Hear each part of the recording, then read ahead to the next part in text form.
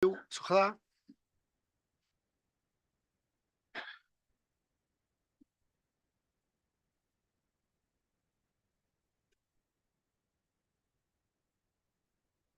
Iawn, Berwyn?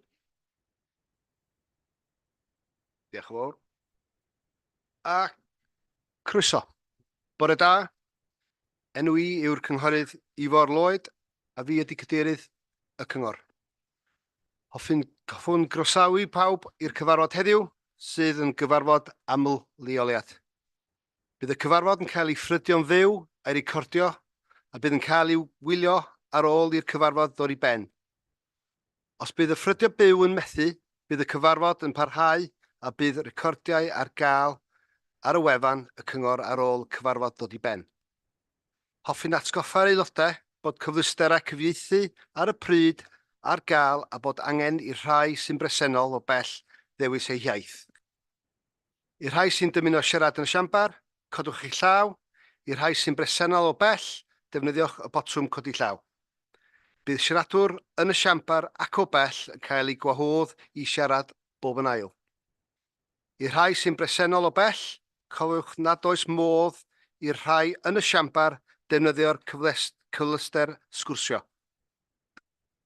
Mae gofyn i aelodau'r pwyllgor sy'n mynychu o bell adael eu Cymraeg ymlaen drwy gydol y trafodaethau ac wrth bleidleisio mwyn cynnal cywirdeb y broses gwneud penderfyniadau. Os bydd angen i chi adael y cyfarfod dros dro, rhowch neges yn y cyfleuster sgwrsio fel bod y swyddog gwasanaethau democrataidd yn ymwybodol ac yna rhowch wybod pan fyddwch yn ôl. Dwi'n disgwyl i bawb sy'n bresennol ac yn cymeryd rhan yn y cyfarfod hwn ymddwyn ymbriodol a pharchu ei gilydd. Mae hyn yn berthnasol i aelodau, swyddogion ac unrhyw un arall sydd yn ddroriel gyhoeddus. Gan symud ymlaen at yr rhaglen. Eitem 1.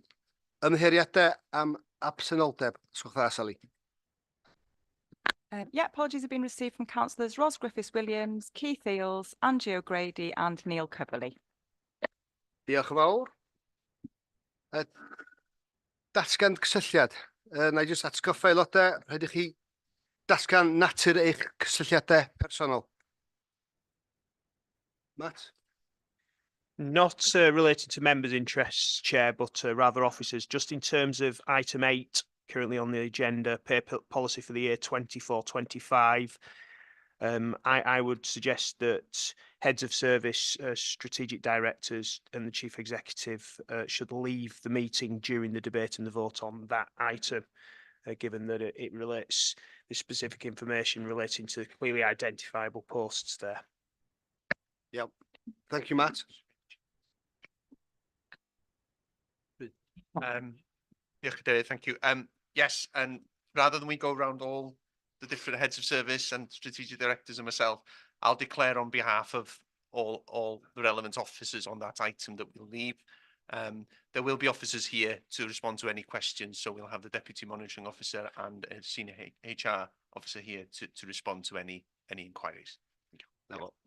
And to ease the process, I think I'm going to move this item or that item to the end of the agenda. I think that's, yeah, okay. Diolch yn fawr. Item 3, materion brys. Bydd yn codi? Bydd yn codi, iawn. Cofnodion o'r cyngor. Gai gymerydio cofnodion y cyngor ac yn halwyd ar y 5 ar 20 o mis Ionawr fel cofnodwyd yn gywir. So rhywbeth yn... Na, oce. So rhywbeth yn codi? Nag oes. Felly, gai rwy'n i gynnig, please. Diolch, cynghorydd Owen. A rwy'n i eilio.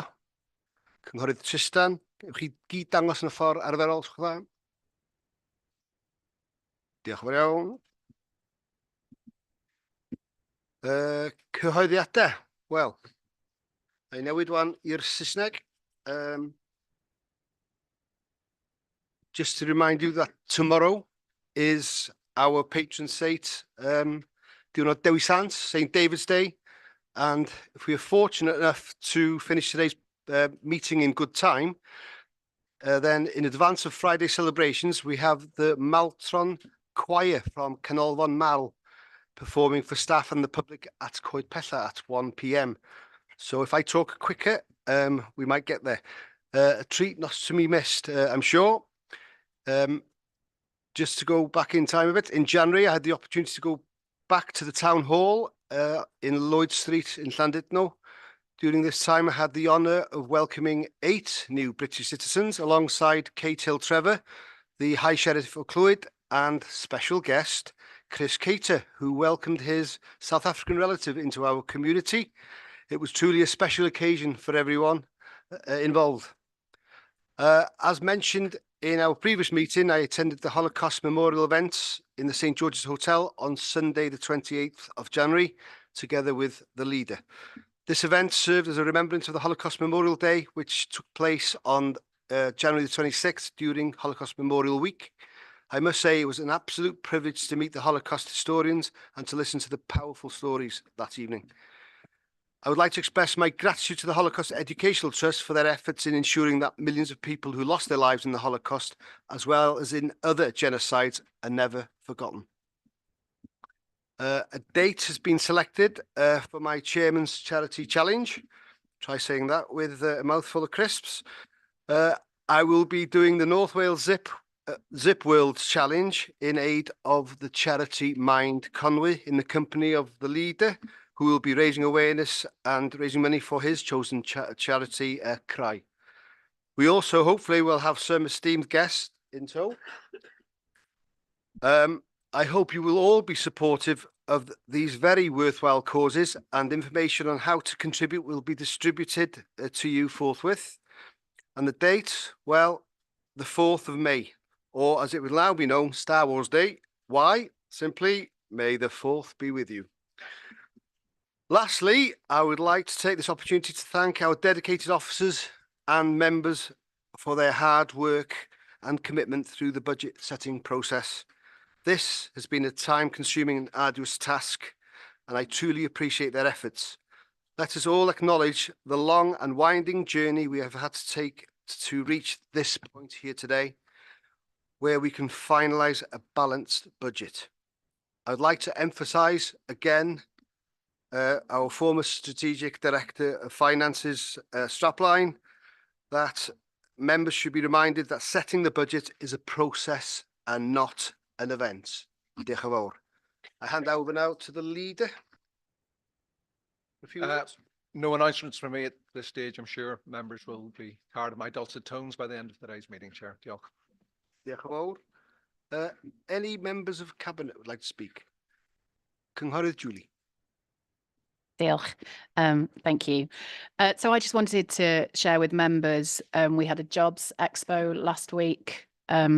It was an all sectors careers and jobs fair, which we held at ADS Event Centre in Colwyn Bay, and it was organised by our Conway Employment Hub and in collaboration with the Department for Work and Pensions and Work in Wales. It included a mixture of exhibitors from businesses and organisations that were recruiting or had placements, apprenticeships and volunteer roles. And we also had over 100 live vacancies there on the day. We had 86 employers attend and 1,117 people attended in the four-hour period. So really successful. And I just want to say thank you to the team that pulled that together. You know, it's so important that our young people have opportunity to see what lays ahead and what opportunities there are for them. So yeah, massive thanks to the team and obviously the other bodies that helped to make that day so successful. Diolch, Chair. Yeah, that's an amazing effort. Thanks to everyone involved. Rwy'n arall o'r Cabinet? Anyone else from the Cabinet like to speak? No? Felly, I will hand you over to the Chief Exec.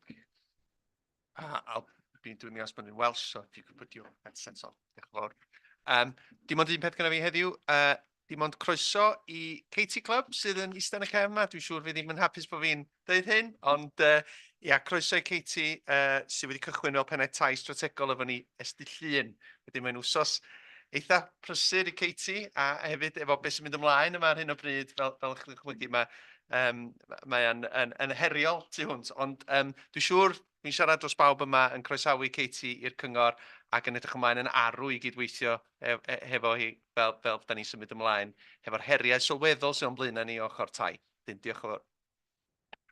Croeso cynnes Katie gan bawb. Symud ymlaen i eitem 6. Os yna cwestiynau dan rheol 14.2? Dim byd. Diolch yn fawr. Thank you very much. Symud ymlaen i eitem 7. I'll turn to the English now because the petition has come before me. So I'll read out an e-petition and could just gofyn. Okay, mae o fan. Diolch yn fawr. Right. I had an e-petition presented to myself and was asked if I would present it. I will, and I will explain to you. It is from a lady called Helen Catherine Wilson. It was an e-petition and the title is Stop Cuts to Economy Schools for the financial year 2024-25. It has reached 1,396 signatures. I might as well go into some detail, the description of this petition. Economy schools are in such a poor financial position that head teachers have written to all parents and carers clearly outlining the negative impact further budget cuts imposed by the council will have on our local schools and the staff within them. Knowing the current state of our local schools and pressures they already face, this is of deep concern. I propose the council set aside cuts for schools this coming financial year in order to consult properly with parents and carers to their long-term plan for schools in the area. I'd like to hand this over to Matt to address because there is a certain procedure involved. Diolch. Well, Chair, notice for you to read and receive the petition, and then there will be within 15 working days a response to the lead petitioner and also published on the council's website. Diolch yn fawr. Felly, fedra I ddim trafod hwn. We cannot discuss this any further because of that is due process. So I'll move on to the next item on the agenda, which is item 8, which we have deferred. So we'll skip that and we'll go to item 9. So na I symud ymlaen yn dod i'r Cymraeg, os ydych chi'n meindio. Item 9 ydy polisi i saswn darpariaeth revenue 2024-25. A dwi'n credu na'r cynghorydd Charlie sy'n mynd i cymryd yr eitem yma. Diolch yn fawr. Diolch, Dareth. So this is quite a technical report, members. Where a local authority funds capital expenditure by debt, it's a requirement that it sets aside resources each year to repay the debt through charge the revenue account. That is the minimum revenue provision.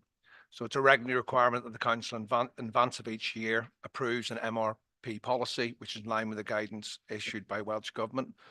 So essentially, where we borrow money to carry out capital schemes, we have to ensure that we've got sufficient finances to pay it back. Appendix A, there are a number of options the way we can calculate that. The advice from our officers, the options recommended are the most for our officers. They are as follows. To approve the minimum revenue provision policy as set out in paragraph 3.5 in Appendix A, right of use assets, formerly finance and operating leases, MRP charges equal to the element of the rent charge that goes to write down the balance sheet liability, except for the high value, long life right of use assets. All other assets, including PFI assets and high value long life right of use assets, adoption of option 3, asset life method. MRP will commence in a year following the one in which the asset becomes operational. Investment properties will be regarded as becoming operational when they begin to generate revenues, as will industrial units and plots for economic regeneration categorised as property, plant and equipment, but with similar characteristics to investment properties. So I'd like to proceed by moving those recommendations, Chair. Diolch yn fawr iawn. Gen I gynigydd, gen I eilydd i'r gynnig os chwla. Gen I eilydd yn cynghorydd Abdul. So rwy'n isio, os gen rwy'n sylwad neu cwestiwn?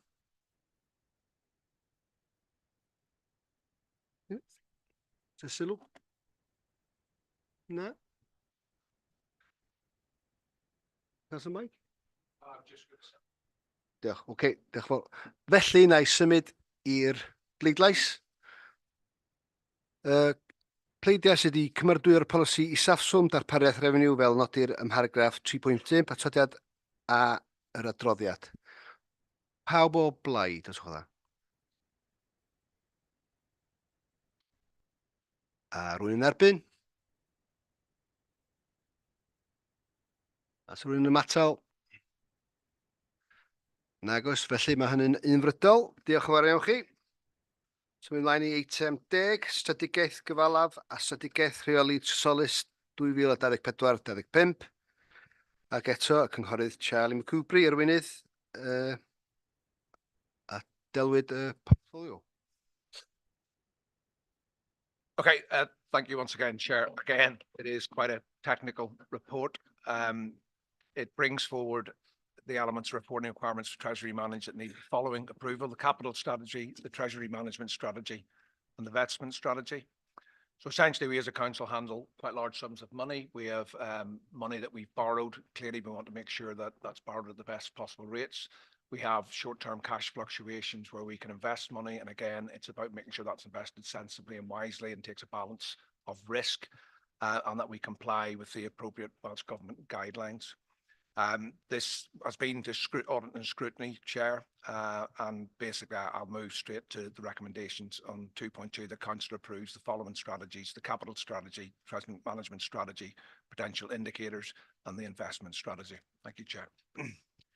Diolch yn fawr iawn. Mae gen i gynigydd. Sgynna i eilydd i'r gynnig? Cynghorydd Gronwy. Diolch yn fawr.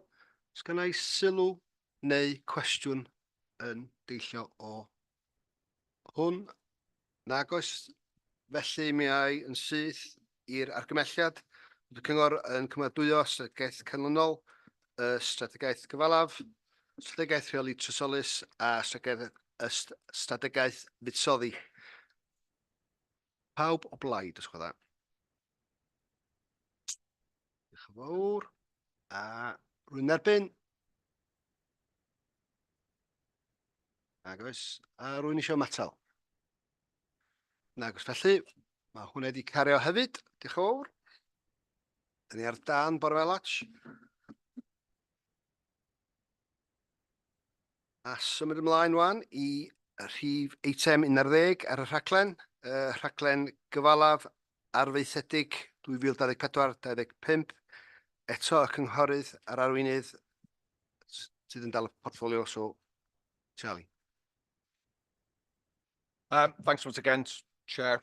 So members will be aware, as part of our capital allocation of funding from Welsh Government, we receive an element of capital funding. It's a total of around £6.899 million. So the key thing here is anything that we do above that, we have to borrow, and that creates pressures on our revenue. So there's a real balance there between carrying out essential works like our flood defences, replacing sort of defunct machinery, our bin mountains and things like that, but being really aware of the pressures that puts on our revenue budgets moving forward. And it's especially important now, given that interest rates, whilst we hope they will fall, remain stubbornly high. So there is a balance to be found there. Another factor we have to remember as well is that often there's substantial grants we can access to the benefit of residents, but that requires an element of capital being put into the system essentially. So we have a very robust procedure. The capital business cases are scrutinised by members in a budget working group. They're scored on 4 different criteria. But then we have to really look and talk about, are these absolutely essential? What will be the implications if we don't do them? Some of these, it's very obvious, like our flood defences. We know if we don't carry out those works, we may miss out on the 85% of funding that Welsh Government puts in, and obviously those properties are exposed and at risk. So it is a balancing act. It fluctuates now and then. You will see there's some minor changes there in terms of things that have happened since we last looked at this report. But overall, I'm confident that this is the right balance between providing the essential capital cases that we need but being really mindful of the impact on our revenue budget, which obviously we'll be discussing in the next part of the meeting, Chair. So with that in mind, I'm sure members will have questions about this one, but I will move option 5.1, which is for members to support the proposed capital programme for 24-25. Thank you. Diolch yn fawr. Gan ei gynnig. Sgan ei eilydd i'r cynnig os gwla? Cynghorydd Dilwyn. Diolch yn fawr iawn. Sgan rhywun sylw neu gwestiwn? Codi o'r... Cynghorydd Gareth. Diolch. In view of the fact that, there seems to be a drive now towards getting collaboration between councils, is it an opportune time to actually look at some of the big spends that we've got in the bulking stations and the waste transfer stations and things like that, and anything really that we could work with other councils to look at, afresh at could we actually combine our resources together before we embark on some really long-term commitments for Conwy Council, which will affect revenue for years to come. I understand the needs to push ahead with a lot of these schemes and things like that, but maybe there's an opportunity now to look at everything afresh and collaborate with other councils. Thank you. Diolch yn fawr. I think there is an opportunity with CJCs. Yeah, I think in the future, but I'll hand over to Councillor. Yeah, I think, Gareth, we have to look at every option. I know long before my time I became a councillor, there were discussions about bringing councils together. But I think we are in a situation now where we have to unturn every stone. The Chief Executive and I have had meetings with the Chief Executive of Denbighshire and the leader. We've got another one scheduled tomorrow to look at areas where we can work together, to look at areas where we can increase our resistance. You'll be aware many of our services, a very small number of officers, that there's resilience issues there if people are ill or on the maternity leave. So I absolutely think we can look to explore options that we absolutely have to. CJCs are in their infancy, but again, is there an opportunity there to look at pulling services like procurement and drive costs down? We absolutely have to do that, but you will see in the appendix, what these are for. I think they are essential at this moment in time, but I think you make a really valid and fair point and something I'm really keen to look into and pursue. So thank you.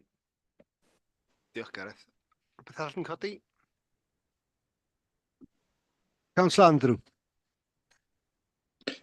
Charlie, just a quick one. Just put the microphone a bit closer. I lost some of the words then. I'd just like to echo what Gareth just said about the working between councils to save money. We need to look at this more closely. He did mention something that was close to my heart, the waste transfer station, which if we go ahead with it, it's going to cost a lot more for Conway to run as a separate entity to Denby. So we really need to look at this and drill it down. It's a very important thing. So I welcome Gareth's words and hopefully an undertaking from the leader and officers that they will look at this as a cost saving for, as Gareth put it, major revenue costs for many years, 20 to 40 years. Thank you. Diolch, Andrew. Cynghorydd Tom. Yes, thanks, Chair.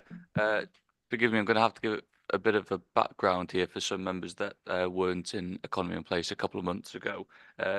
On page 100 in the pack, business case 34, there's a capital business case there being proposed for £800,000 to make adaptations to public homes. The policy came before Economy in Place 2 months ago. The Welsh Government was insisting that Conway remove its means testing for the grants that we give out to adapt homes to allow residents to stay in their homes. During that debate, I mentioned that I was concerned that that report and the policy had no reference to how this authority works with RSLs in the county to ensure that RSLs are not making use of this money instead of doing the works themselves, because RSLs were born out of county councils like this handing over tens of millions of pounds worth of land and homes to create RSLs. And they have a duty, in my mind, to ensure that if one of the tenants has a need for an adaptation to their homes, that they make those they make that home right, basically. And I'm concerned that with RSLs like ourselves facing budgetary issues, that they may encourage or push their tenants towards applying for this grant instead of finding that resource themselves. And since I raised those points in Economy in Place, this item has now come forward, and I can't see any adaptation to the policy there. So I'm concerned that this £800,000 is actually just going to end up being a subsidy for RSLs to make adaptations to homes that they own. And this authority doesn't get to keep those homes. It doesn't get to keep the rental from those homes, but actually we're going to potentially give £800,000 for them to make adaptations there. I think we need to have this money available to support people stay in their homes, but I think we need to safeguard ourselves as an authority to make sure that we're not just creating a line of income for RSLs and other large public housing associations to use to make adaptations to their homes, when in my view they should be footing that bill. Thanks, Chair. Digon teg. So rhywun eisiau neud sylw? Na. Na. Rhywun eisiau codi? Councillor Paul. Cadeirydd. An officer may be able to Excuse me, Paul. Sorry, Councillor Aaron. Yeah, Cadeirydd, sorry, I couldn't find my virtual hand, and apologies that I can't join you in person this morning. Just on Councillor Tom's point, he's absolutely right. This pot of money is important to keep people living in their independently in their homes.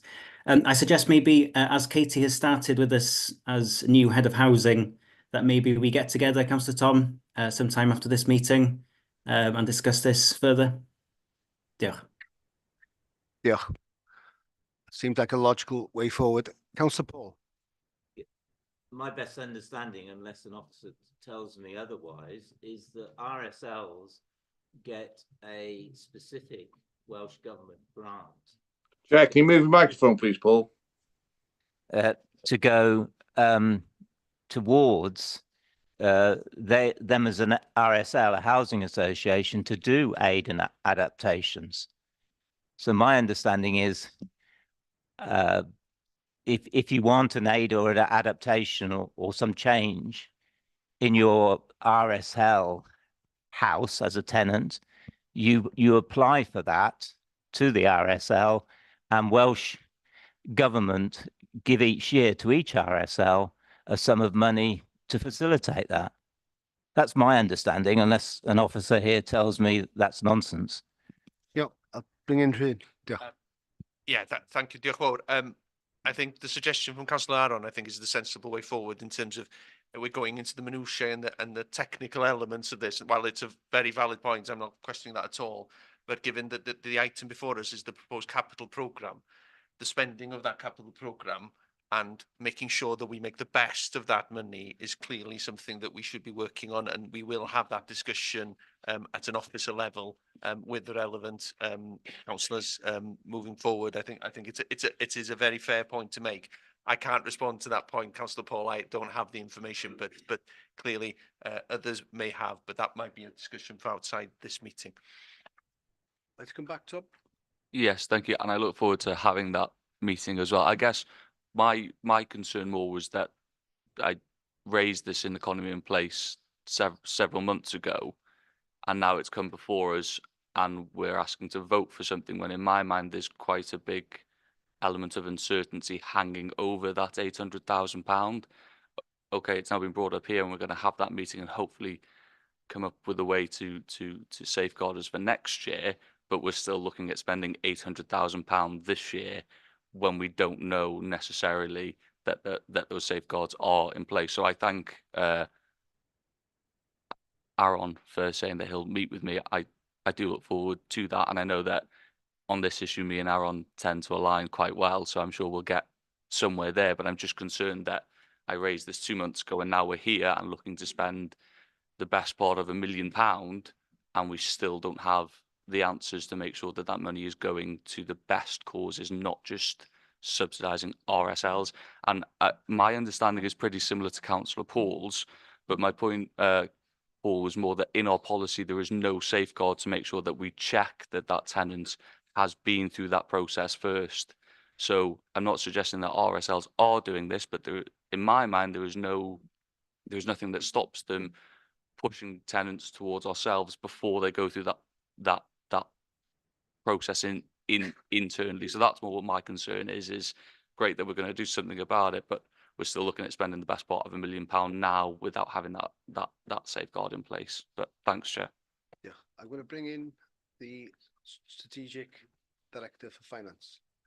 Thank you very much. Thank you, Councillor Tom. I can't say with absolute definitiveness today that it doesn't involve spend in relation to public sector housing, but looking at the detail of the business case, it does reference actually it's about adaptations for privately owned property rather than public housing. I appreciate the title does say public housing, so that's obviously a confusing point, but the detail of the business case references that the adaptations are for privately owned housing. But I guess the point being is that in future discussions, in the discussions going forward, we can sort those anomalies out. But I'm fairly confident that the money is for private adaptations, not for public adaptations, and therefore it wouldn't be a subsidy to RSLs inadvertently.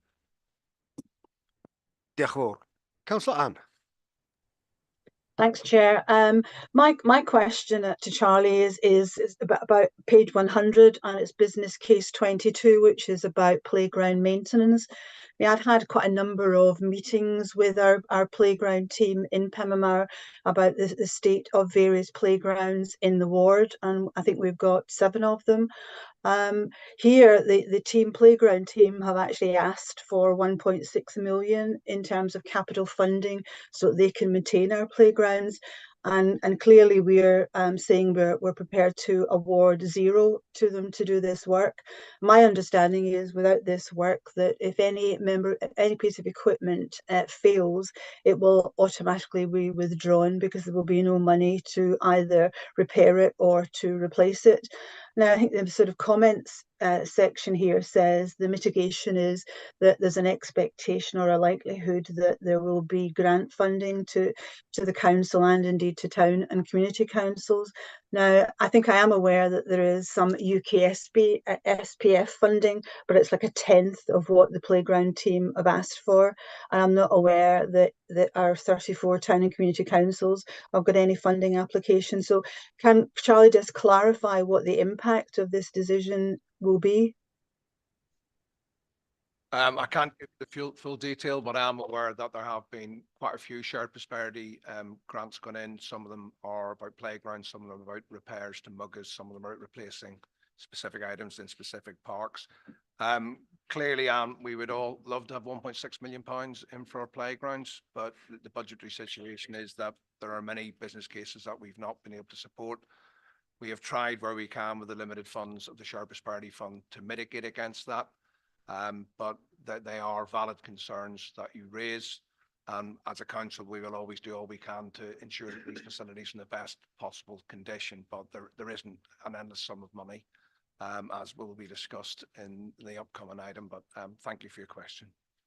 So just to sort of come back on that, Charlie, what you're saying is therefore only the 3 wards that the 160k UK SPF fund will actually have their playgrounds maintained this year. Is that what you're saying? Thanks. No, that's not what I'm saying. To be clear, I don't have the full detail of the different projects. There were some of them that were county based, and there were some of them that were specific. There were some were from town councils and community councils. My understanding is that those are going to be published fairly soon. I'll be quite happy to look and get you the detail, but I couldn't categorically say what the amounts are at this moment in time. I think they've already been published, Charlie. Thanks. Diolch, Councillor Anne. Councillor Louise. Bore da pawb. Yn gyntaf, mae'n ddrwg gen I, dwi'n ddim yn yno heddiw.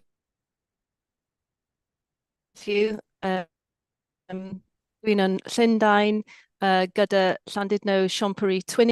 Okay, mi fy fi siarad Saesneg rwan. So just leading on from what Anne was saying about the shared prosperity list, Just checking that that is public before I carry on. Am I allowed to discuss a couple of things on that, please? I'll ask authority on this one. Is it in the public domain, is the question?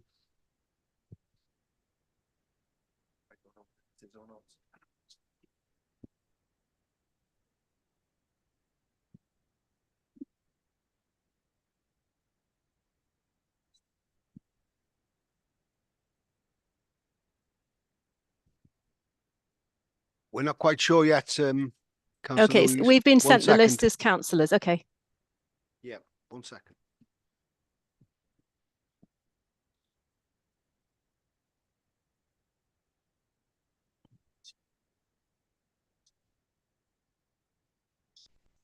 Yeah.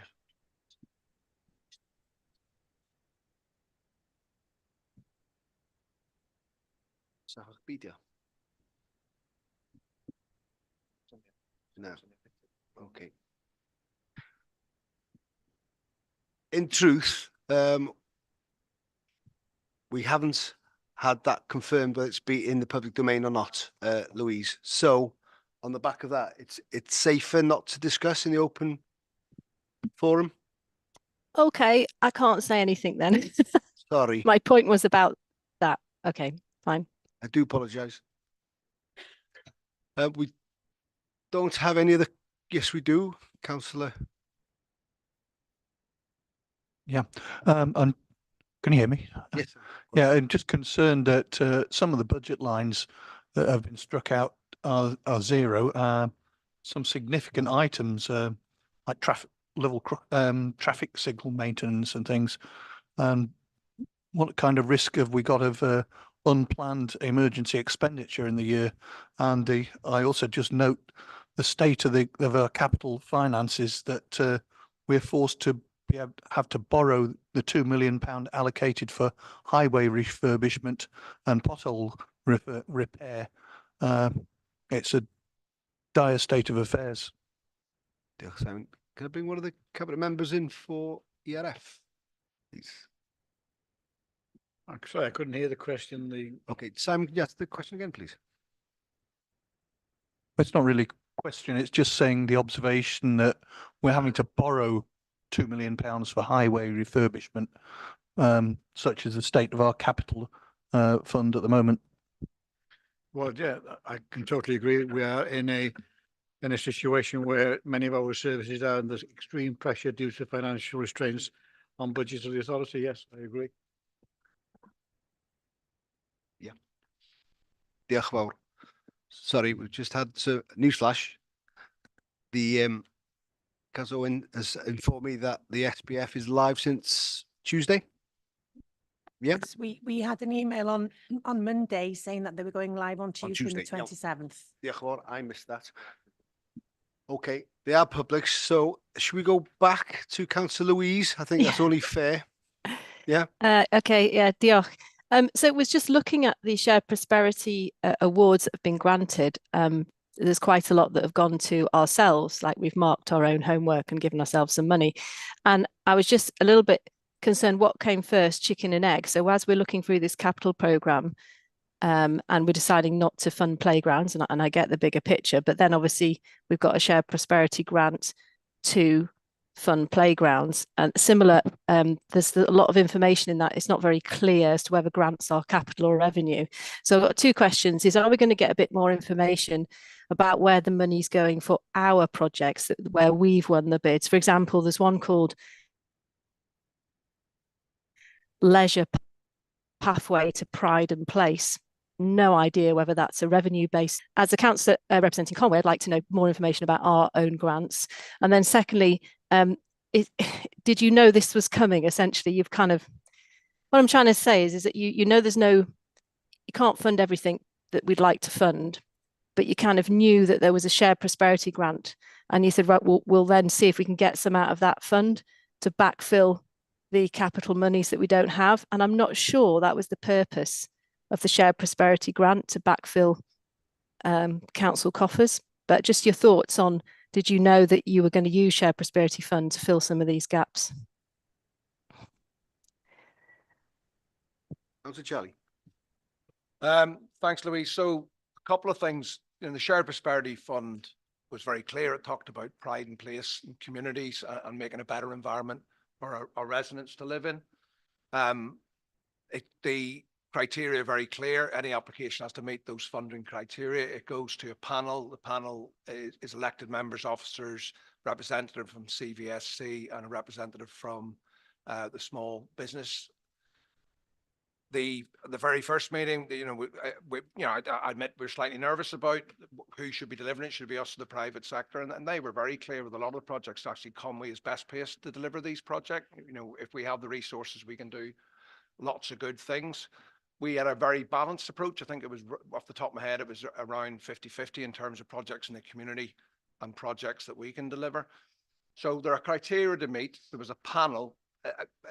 From memory, every single decision has been unanimous. There's been no issues with people debating who should do it, who shouldn't do it. You'll be aware that it's a condition of that grant that it has to be spent by December 24. So there's some really tight deadlines that we've got there.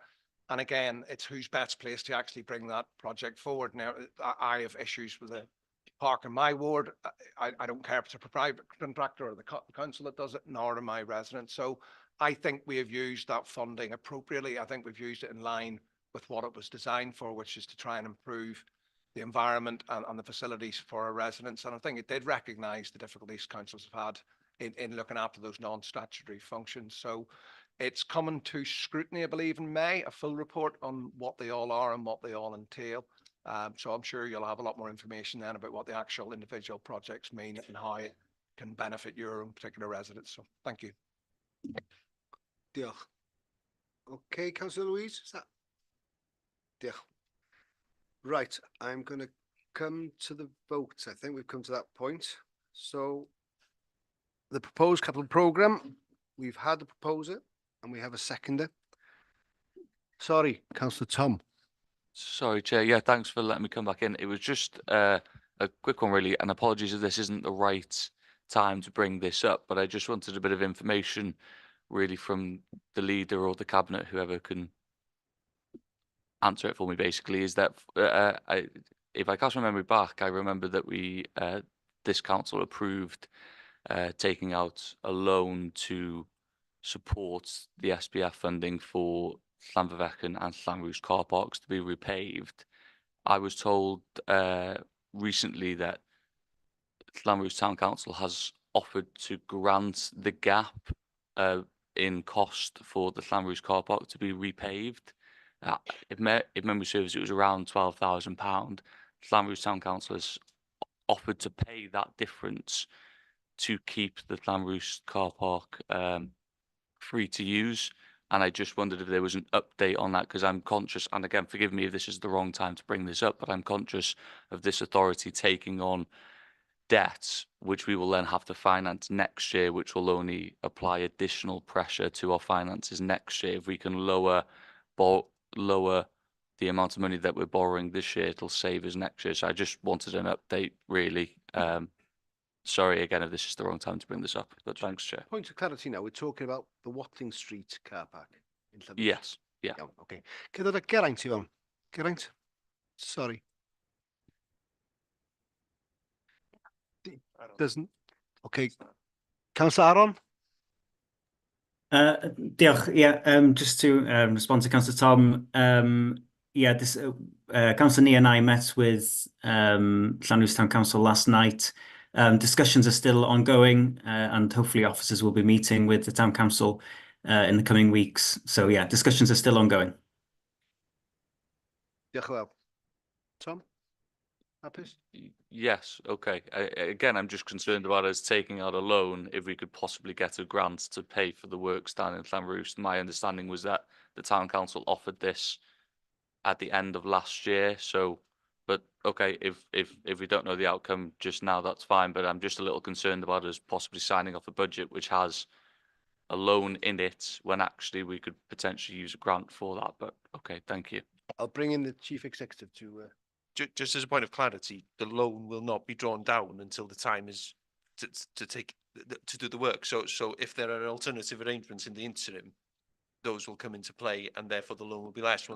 And also that decision has already been made, so it doesn't form part of this decision. So I guess any questions around this should be addressed at another meeting, I guess, rather than this item. Thank you. Right. The pawb wedi bodloni. So is everyone happy? Right, so we'll go to the vote as we have a proposer and we have a seconder. So the proposal is for the capital programme 2024-25. Everyone in favour, please.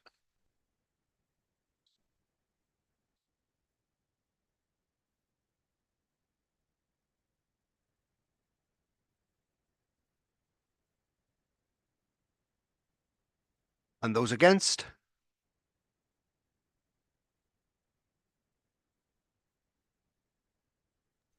One. Okay, and anyone want to abstain? No, that one's carried. Thank you very much. Chair, can we have the actual results, please? I will ask our monitoring officer. Yeah, there were 8 against, the rest in favour. Thanks, Diolch Chair. thank you. No problem. Okay, now we go on to item 12 on your agenda. The recommended budget 2024, council tax and associated resolution. Again, the leader, Charlie McCoubry. Councillor Abdul. Before the leader comes to present, as a members, we also have dual hat. We live in as a residence. And so can we as a collectively declare interest? We do have interest here, and we decided that budget, we have, as a residence, we haven't taken it lightly.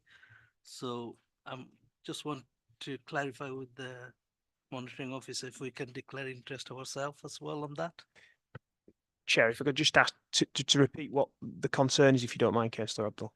Well, as well as councillor, I'm a resident of this council, and we also pay the rates. So can we?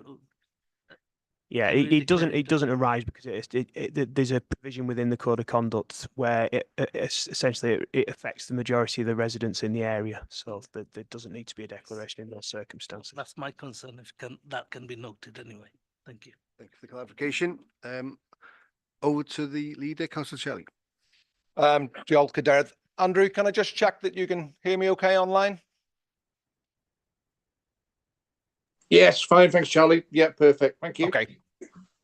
Thank you. Thanks, members. So my immediate predecessor in this role, Sam Rowlands, who had the common sense to leave and join the Senate a few years ago, said to me once that the most important role of elected members was to set a budget that allows our officers to provide the services that our residents want. So that's a difficult job in the best of times, and these are clearly not the best of times. As elected members, we all stood to try and benefit our residents' lives. And it's deeply disappointing to once again be in a position where this budget is essentially about balancing further damaging cuts to services and another welcome increase in council tax. So clearly, you will see in the news every day, this situation is not unique to Conwy. It's very clear that throughout the country that the work councils do is undervalued and underfunded. It is councils that have borne the brunt of 14 years of austerity. This is all the more disappointing at a time when taxation rates are the highest since they've been since the Second World War. Put simply, we're all paying more money to the Treasury and less is coming back to councils to provide vital services that people rely on from cradle to grave.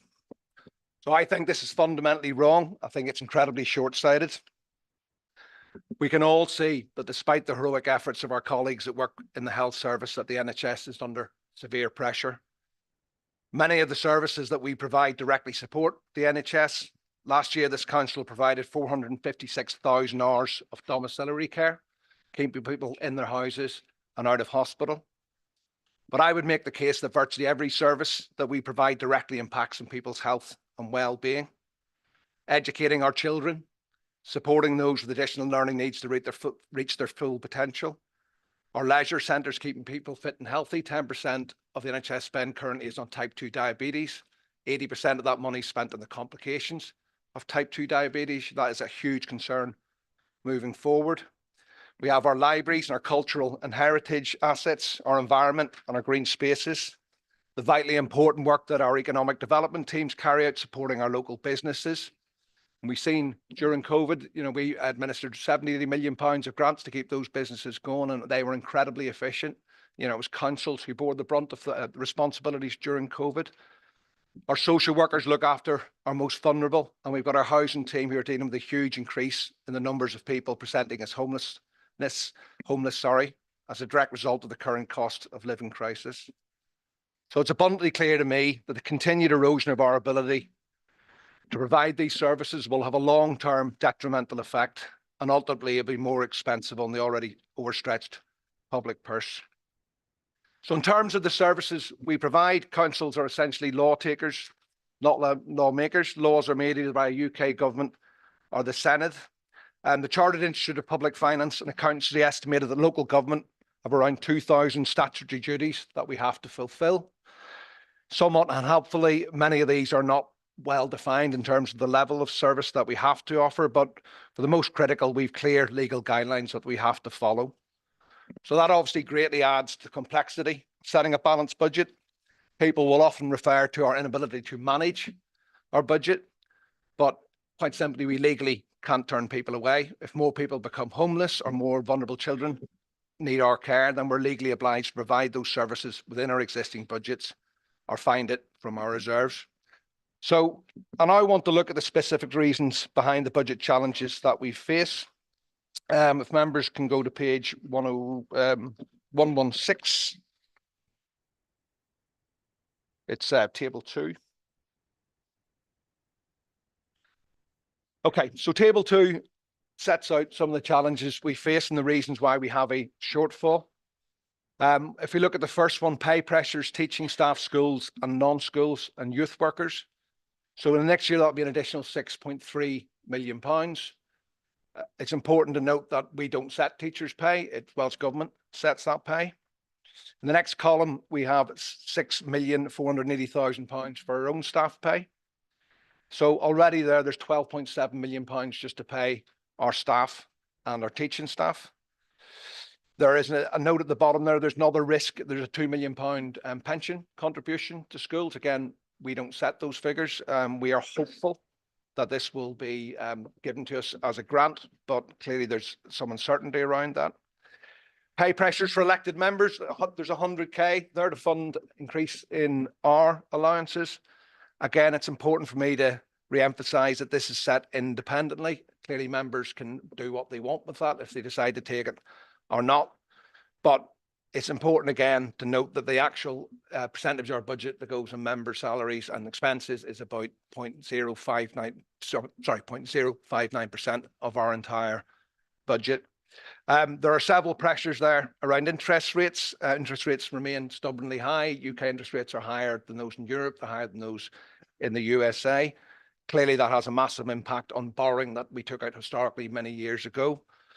And there are other pressures there. We have the North Wales Fire and Rescue Authority. That's an increase of £547,000. There's the coroner's levy, £114,000. There are some other good bits there in terms of increasing council tax premium. Clearly that is designed to take off pressures off the housing, but there will be a cash benefit to this council of around £1.6 million. We then have business cases. So revenue business cases, again, we have only supported those which are absolutely vital and essential. Many of those are driven by pay and pay pressures. So we use private domiciliary care workers to look after our residents. They get pay rises in line with the real living wage. We have to fund that. We have care home fees that have increased year on year. Again, we have to fund that. Our residents deserve the best choice of residential homes. So the point I'm trying to make here is that there is very little choice with us in terms of these pressures.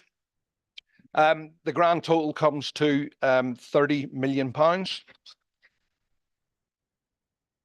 So how are we funded now? In theory, 72% of our funding comes directly from Welsh Government. If you have pay and pressures of £30 million, that would equate to £21 million. But the reality is this year we've received a total of £4.6 million. Alongside Gwynedd, that's the lowest settlement in Wales. So we all know the figure is calculated by a funding formula, which is, in my opinion, not fit for purpose and is many years out of date. It sees our neighbours in Denbighshire receiving 15% more per head, around £20 million per year. And in Gwynedd, the figure is 10% per head. So in the current year alone, in their cash uplift, Denbighshire received just shy of an additional £3 million in cash. And to give that some context, that we would require an increase of 4% in council tax to actually make up that difference. I continue to raise inequities produced by the formula every possible opportunity, but it's clear there's sustained opposition to change from those that benefit. Essentially, in some respects, it's asking turkeys to vote for Christmas, but I will continue to do that. And I know every leader before me has done the same, and our Senate members have raised it as well. So as bad as our settlement is, members will note that we benefited from a floor, which improved our settlement by around £500,000. We lost around 450 residents from the last census. The effect of that was millions of pounds lost from that budget. I want to record my thanks to my deputy leader, Councillor Emily. It is a fact that a couple of hours after giving birth to beautiful Caleb, she was on the phone lobbying hard to get a floor in place. That doesn't happen every year. And clearly, whilst it's disappointing in the situation we're in, any extra money is really important to us. I know she's continued to lobby hard with both prospective candidates for the First Minister's post. It was disappointing when I saw the leaders' debate. There was no mention of local governments and the importance of funding us and the funding formula, but I'd like to thank Emily for all the work that she continues to do with that. So I do recognise Welsh Government's budget has been eroded by 1.3 million. Those are facts and those are figures due to the ravages of high inflation. But I think it's fair that there are choices that are made. There are things I think in an ideal world we'd all support, like free prescriptions and free school meals and some of the other projects. But I think a question does have to be asked in these difficult times whether these are still affordable. So I want to turn around now to how we look to address the shortfall. Quite simply, we can make cuts, cut the budget, cut the services we provide, or we can increase our revenue by increasing council tax. So this budget proposes further cuts to our services of £12 million, split between service budget reductions of £7.8 million and £4.16 million to schools. Over the last 11 years, this authority has made cuts of £82 million, and that has been incredibly difficult. That is a huge sum of money. So making any further cuts is incredibly difficult. I've been LEA governor since 2017 at two of my local schools, Escol Glangella, Emrys ap Ewin. I was at governor's meeting until 8 o'clock last night, so I'm painfully aware of how difficult things are for schools. Before I joined the council, I was a parent governor at my children's primary school. Somewhat ironically, it was concerns over budgetary issues that actually was a driver for me to stand for council. So it's clearly not a new problem. Members will be aware that our education department recently had an outstanding Eston report. And I want to quote from that. The local authority prioritises funding for education, and leaders have sought to protect schools from the budget cuts experienced by other services. However, this may be more challenging in the near future, given the authority's current financial position. So this is the reality of where we're at. We have done our best year after year, but there is a finite amount that we can do. So schools like us set their own budget, and I'd like to take members to table 4, which is on page 121.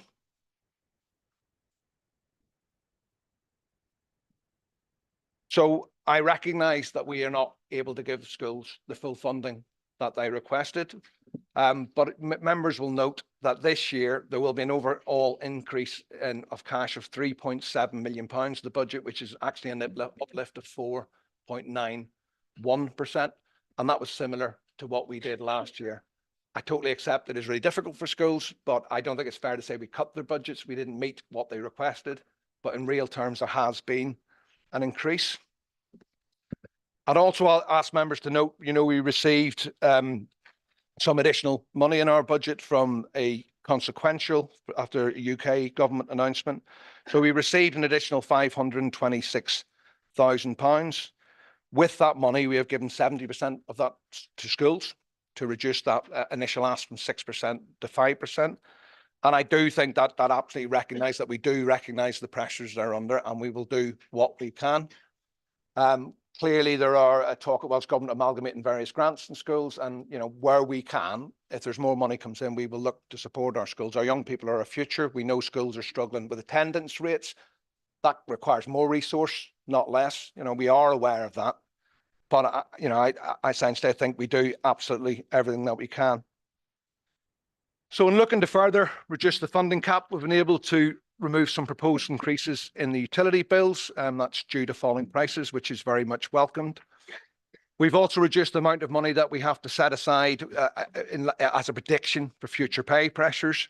Now, again, we do not set those pay pressures. We have minimum input into what they're set at, but interest rates are falling. We're now more in line with other councils, but there is a risk there. If the rates are higher than we've anticipated, we have to find that money.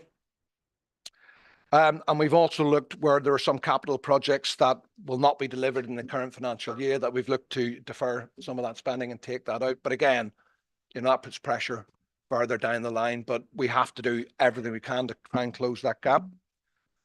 I want to record my sincerest thanks to our senior officers and cabinet members for the enormous work they've put in, which in what has been a really, really stressful situation. We're all very proud of the services we offer, and having to cut that and knowing the damage that will undoubtedly cause to people who rely on those services is really, really hard. But it's been approached in a really collaborative way. And for that, I absolutely thank everybody involved, and especially Amanda. The clarity of the reports that we get are exceptional. I've looked at other budgets across North Wales authorities. The amount of information, the way it's set out, is absolutely exceptional. So even after all that work, we're left with a remaining gap of £8 million. To fund this gap will require a council tax increase of 8.9% for council tax and 0.77% for the increase in the fire levy to the North Wales Fire and Rescue Authority. And clearly residents will be interested in the combined figure, which is 9.67%. So this is on the back of a 9.9% increase. That's going to be incredibly difficult for our residents. Last year's rise was the first time that this authority's council tax level was higher than Denbighshire. It remains considerably lower than that in our neighbours in Gwynedd. On a national level, there are 350 council tax raising authorities. Conwy is actually the 90th lowest, so it's just outside the lower quartile in terms of the actual amount we charge. Around 10,500 of our households out of 55,000 households are supported by council tax reduction scheme. But I want to be clear, I don't want to minimise the severe pressure this increase will put on our residents, but we are essentially caught between a rock and a hard place. With those that are struggling the most, they're the ones who are most dependent on the services that we provide, and finding that balance is incredibly tricky. So I just want to take you through the democratic process that's got us to where we are today. We held 6 budget working groups throughout the year, as long ago as the 5th of May. The first meeting was essentially a debrief about the difficult process we went through last year. All members were invited. We discussed, what information members would need, if there's any training that members need, how would they get a better understanding of those council functions, conscious that last year, was the first year for many new members. The second meeting, the 20th June, we looked at our social care budget. Social care and education make up 80% of our service budget, so that's clearly a big ticket for items, and we know the cost of children looked after can be, well, essentially really ruinous to our budget. But again, it's a statutory service that we have to provide. On 18th of July, we looked at social care and the education budget. The meeting on the 5th of December was our environment, roads and facilities. On the 3rd of October, we had the budget room group was, trying to see what that one was, apologies. This was mixed from services. We had regulatory and housing, finance and audit, economy and culture, legal and people and performance, and IT. And then finally, we had a budget working schools where a number of our head teachers came along. It was really useful to hear it from the horse's mouth. I know 46 of us are governors in various schools throughout the county, so we do have a really good understanding of the pressures that schools face. But there's the opportunity to have that really detailed face-to-face conversation. I think it's fair to say some members attended those really, really well. Some not so good, which is a shame, because that was an opportunity to see where we spend our money, to put ideas forward about where we could maybe save some money and what our options would be. Members will also be aware that we hold service reviews twice a year. Again, as a standing item in those service review, we have a budgetary item. We have officers are able to give a full and frank about the pressures they're under, about where their savings are to be made, what the consequences are moving forward. So again, it's a really useful way for members to scrutinise where we spend our money and why we spend our money. So, I've said before, I've looked at the way other authorities' budget process work. I'm confident that our process provides far better engagement for members and clear and concise information that's necessary for members to make these difficult decisions. So looking to the future, I've stated there are many factors out of our control, but as we discussed earlier, Gareth, we have to leave no stone unturned. We have to look at transformational ways of delivering our services. We were the first council in Wales to invite the Welsh Local Government Association in last year to carry out a peer review. So whilst in some respect it was pleasing that they identify any areas of concerns or any smoking guns, they talked a lot about transformation. Unfortunately, they didn't actually identify what we need to transform and what we need to transform it to, which at the end of the day is the clever bit. But I'm keen to really explore all these options. We're proposing that next year we will get CIFRA in to have a look at our budget lines, look at where our spend goes, and have a real deep dive analysis. Who knows? I think we do things very well. We had a meeting with our regulators on Monday, very complimentary from Eston, from CIW and from Audit Wales. But we need to look at everything. We've talked about the opportunities of partnership working. It's clear things have to change. I live by the border in Denbighshire. It seems a nonsense that roadworks stop at the border and they're not carried on. We need to explore all that. We talked about resilience in our teams. Corporate joint committees will be up and running. I think it's beholden on leaders to look and find ways that can work. There's a natural kind of suspicion about that in other authorities and anti-democratic, but in the situation that we're in, we absolutely have to explore all options. And as I said, we've had some really encouraging conversations with the Chief Executive of Denbighshire. I chair the North Wales Leadership Board, and again, I'm having those conversations with other leaders to say where we can work together, where we can support each other. Okay, so I look forward, as I say, there's lots of stuff going on. We know there will be some really exciting projects delivered this year for our children looked after, Boys in the Thall, Ingleside, Glanaravan, Sylvia Gardens and Llandudno. These projects are active. The Housing Board, great to see Katie here. I took the housing portfolio in 2019 and I've been pushing for a head of housing since then. We need to make those boards work quicker. We know that with our assets, we have to do more with those. We have to move more rapidly to get rid of assets that we don't need and realise the capital value. So that there's much that can be done and there's much that we absolutely need to do. And I genuinely look forward to working with you all in a collaborative fashion as we try and meet the challenges that our residents are facing essentially and our need to protect our vital services. So I want to thank you, Chair, for allowing me to speak at length, and I want to finish by now. Clearly, there'll be questions, and I'm obviously more than happy to take those. But I will move the recommendations on page 103, which is 2.1, 2.2, and 2.3.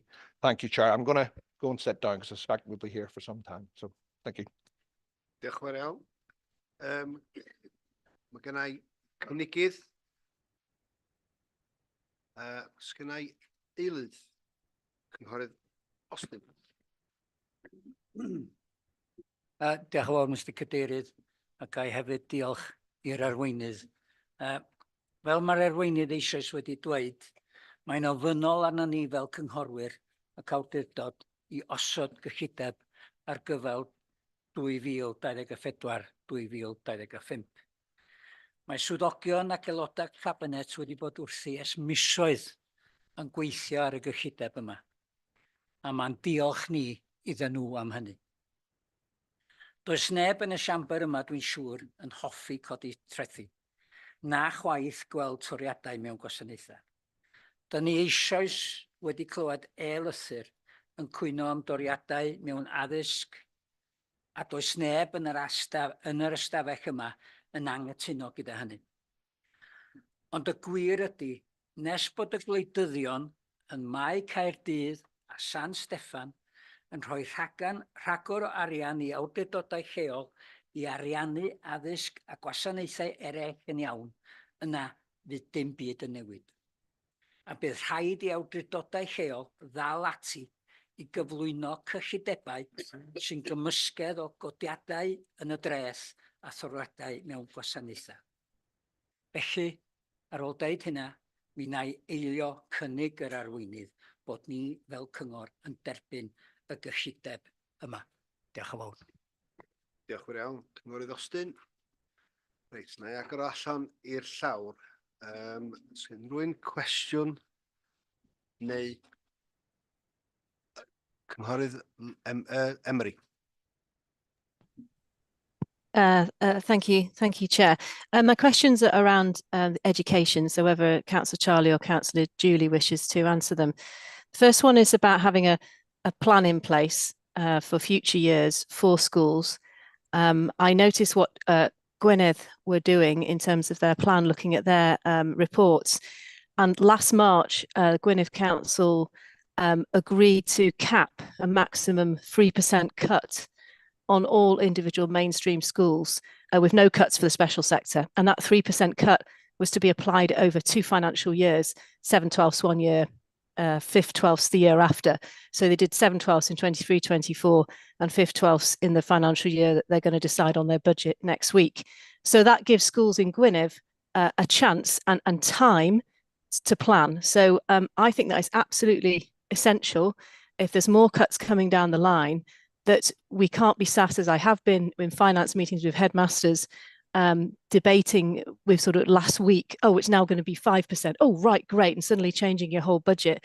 Schools need to know where they are. And if Gwynedd can, one, give quite a lower cut over 2 financial years, considering they had the lowest settlement in the EAEF, I don't know why we can't do that. So I would like to ask Councillor Julie probably about going forward, can we give a 2-year plan to schools like Gwynedd have done? And my second question is, of course, on the redundancy payments. I can't remember which meeting it was in. I think we asked Amanda, did we have an idea of the figure that would entail? I think she sort of said around 200k. Now, fair play to Councillor Julie. She has sat down online with every school and gone through exactly what the savings are going to mean for each individual school. But so do we now have an idea of the amount of redundancy payments? Is it going to be around $250,000, or are we going to move that up to $500,000? I don't know, because if it's $500,000 or above, where's the budget line for that? Thank you. Diolch. Cynghorydd Holland. Diolch. And thank you, Louise, for your questions. I agree to have a plan in place makes sense. We have attempted to do that to a certain extent before, but as you can appreciate, it's hard when you don't know the overall budget that you're getting. I mean, I'm happy to sit down with Amanda and Lodi and team to look at perhaps having something in place, but we need to be conscious that we can't put, 3% across 2 years if we don't have a clue where we're going to in terms of budgets, because that means then that we're basically putting a significant cut reduction into other departments. But yeah, absolutely, I'm happy to sit down with Amanda and look at what we possibly could do. It just would be helpful if both UK and Welsh Government could then maybe stick to some kind of forward plan as well, over whether that's 2 years or 3 years. And then in terms of redundancy payments, I don't have a figure of all schools yet, because as you can appreciate, they have to follow a process where they have quite late meetings, usually extraordinary meetings with their governing bodies to confirm, some of which, well, majority of which thus far have been voluntary redundancies, but I believe that we are moving forward to possibly compulsory redundancies. So it's not straightforward. What I can tell you is that following the 2 redundancy panels that we've had so far, we're closer to the $500,000 mark. But obviously, once I get that figure going forward, then that will come through to members. But yeah, it's a moving figure whilst we await to see where schools finish. I think really is probably all I can share. Whether Amanda wants to add anything further to that in terms of where that money's coming from, then I'd hand over to Amanda. Thanks. Diolch, Julie. Councillor Louise, I'd just like to bring in Amanda, if you don't mind. Thank you, Councillor Julie. Thank you, Councillor Louise. Just in terms of the redundancy costs, I'm not aware I ever quoted a figure, but I think as Councillor Julie has outlined, I think we already are aware from the panels that it's around the £500,000 and may well therefore become more substantial. In terms of how that would be funded, then as I think I've alluded to before, I think we obviously would need to rely on our balances and or look at flexibilities we may have around capital receipts as well for consideration. It's certainly a concern ultimately, but recognising, of course, that it's a one-off cost which then yields permanent savings going forward. I would perhaps just indulge, if that's as well, just making reference to Gwyneth. I will look into that, and obviously, as Councillor Julie says, look at whether there's any way we can seek to do something similar. But I would just make the observation that Gwyneth have the luxury of substantial reserves and balances, and therefore perhaps that affords them the opportunity to give that certainty to schools a little better than we can, because they'll always be able to fall back on those substantial balances. But happy obviously to liaise with Julie about how we can take that forward. Is that right, Councillor Louise? Just briefly, if Gwyneth can do it, we can do it. They prioritised education last year. They know that means that there's more cuts to other services. So I think we should definitely look at their good practice. And then secondly, redundancy payments is a bit of a grey area, that for me. If we're now £500,000 up to £750,000, it may be one off, but that needs to be in the budget line today, I'd thought. So I'm a bit dubious about voting for a budget when we've got £750,000 to find, which is going to come from reserves, it sounds like. But we don't know. Diolch yn fawr. Councillor Anne. Thanks, Chair. And thanks, Louise. I mean, like you, I do think we need a better business planning framework that's inclusive for schools and makes provision for them and for us to listen to them more effectively than we currently do. I mean, my primary concern is about the size of the council tax increase and the way that we're going to be spending it, and specifically its impact on our schools. I mean, Helen Wilson and 1,396 residents have taken time to express their views, and I share their concern and I note their request. I mean, bottom line is I believe this budget sets up Conwy schools to fail, and they do that by imposing a 5.5% cut. That's a bad choice, and it is a choice, despite what's having been said. We can choose to make different decisions, and I think if this choice is made today, we will live to regret it if it's voted through. It's a figure that's been plucked out of the air. I made that point last week at Finance and Resources Scrutiny. And when I challenged, none of the Cabinet present were either prepared or able to offer any evidence that the 6% figure that was plucked out of there at the time they made it, that it was fair, that was reasoned, or that it was deliverable, or without significant harm. And in fact, the figure was plucked out of the air in Cabinet before they'd even asked schools for their views about the impact and what it would mean. Louise has already talked about Gwyneth. I think it's a 2% cut in this current year as part of this 2-year deal that Louise has talked about. I think, as I understand it, it's a 0% cut for schools in Anglesey, and it's a 3% cut for schools in Denbighshire and Flintshire. So Conwy is an outlier, and obviously I understand some of the reasons for that. And obviously Amanda has talked about the fact that we've got very limited reserves. But, you know, to absorb this 5.5% cut, our schools are having to wipe out 59% of the reserves. All other services combined are going to be using just 8% of their reserves to balance their budgets. So how can that be fair, and how can that be reasonable?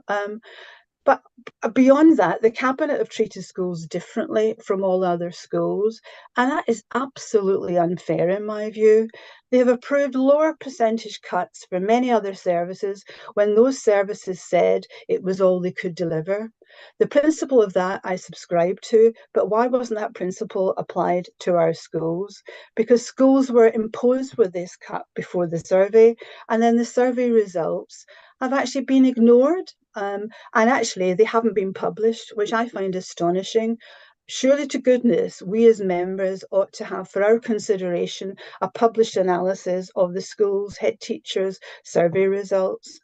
We've actually implicitly done that when we agreed to take lower cuts from other areas across the councils. Why not schools?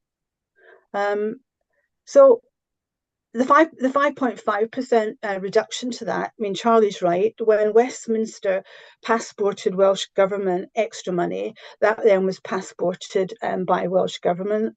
So it's not that we within Conway have actually looked at finding other means. It's just we've passported. And I thank the Cabinet for doing that.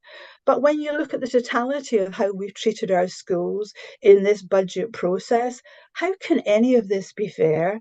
And how can we be so cloth-eared when head teachers are begging us for mercy when we're just about to hang them out to dry?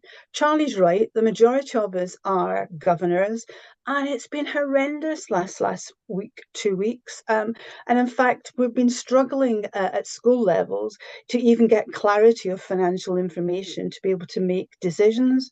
So how can it be fair, and how can we be cloth-eared? And actually, how can the public believe us when this report says we're prioritising schools? When in actual fact, we're asking, for example, a cut to social services that we also say we're prioritising, which is fine, but we've only asked them for 3.1 million because that's all they say they can afford. And yet we're asking schools for 4.1 million when they're protesting and shouting from the rafters. And yet, when also it looks at giving revenue business cases, okay, we're giving 500,000 because Gogarth is desperate in terms of staff shortage. We're not giving any other additional revenue but business case to schools. And yet we're giving 9.3 million back to social services who only have offered up 3.1 million in cuts. You know, where is the fairness and the reasonableness around this? I can't support this based upon this sort of unfair behaviour. So some questions there that I would really quite like a week on to have answered, particularly around why we're not publishing the head teachers' analysis, so that informs our decision making, and why also our Cabinet sort of not giving a fair and due fair approach to our schools like other services. Thanks, Chair. Diolch, Councillor Ann. I'll refer you to the leader, Councillor Charlie. So I think what I want to touch on, you're right, there are choices to be made. You were a member of a cabinet in 1920, sorry, 1919, 1920. We set a 1920? No, All right, the budget was set at 7 guineas. No, 1920. So council tax then was 9.6%. So I'm aware last year was 9.9. That was the biggest headline figure ever. But the fire levy last year was 1.07%. The actual amount we raised for this council was 8.8%. In 1920, the actual amount raised for this council was about 9.03%. So that was actually the biggest increase in taxation coming in from council tax this council has ever had. The pressures that were faced then were £16.38 million. Last year we had £36 million. This year we've got just shy of £30 million. That budget took 4% out of schools. I've read that budget report. There's no inequality, but there's no assessments. I don't see the information that you're talking about now. That budget also used £1 million of reserves. So you had a smaller challenge, but still schools got a 4% cut. So I think, what we're doing, whilst I don't want to make any cuts to schools, I think it is proportionate relative to the size of the challenge we face. And let's remember interest rates, then base rate was 0.25%. Actual interest rates were around, I think about 1.8% then, or certainly well below 2%. There wasn't the same pay pressure. There wasn't the same payment on interest and loans. But that was decisions you made then. And I would make the same case then. You had half the challenge we had, but still schools had to give up cough up 4%. So, I think it's important to remind people of that. In terms of the responses to our neighbours, last year, Denmark used £4 million reserves. Gwynedd used £4 million reserve. This year, Angus are using £4 million reserves. They put incredibly low figures for their pay increases. I think it's around 2.85%. I joined this council in 2017 and we didn't have reserves. As recently as 2013, this council had the third lowest council tax in Wales. Well, those decisions were made long ago, but our reserves were run down to a level which is dangerous. And as we face a crisis now, that has a direct impact. So if I had reserves, I would put them in schools. Absolutely. I would do, but I don't. And our job is to work through this.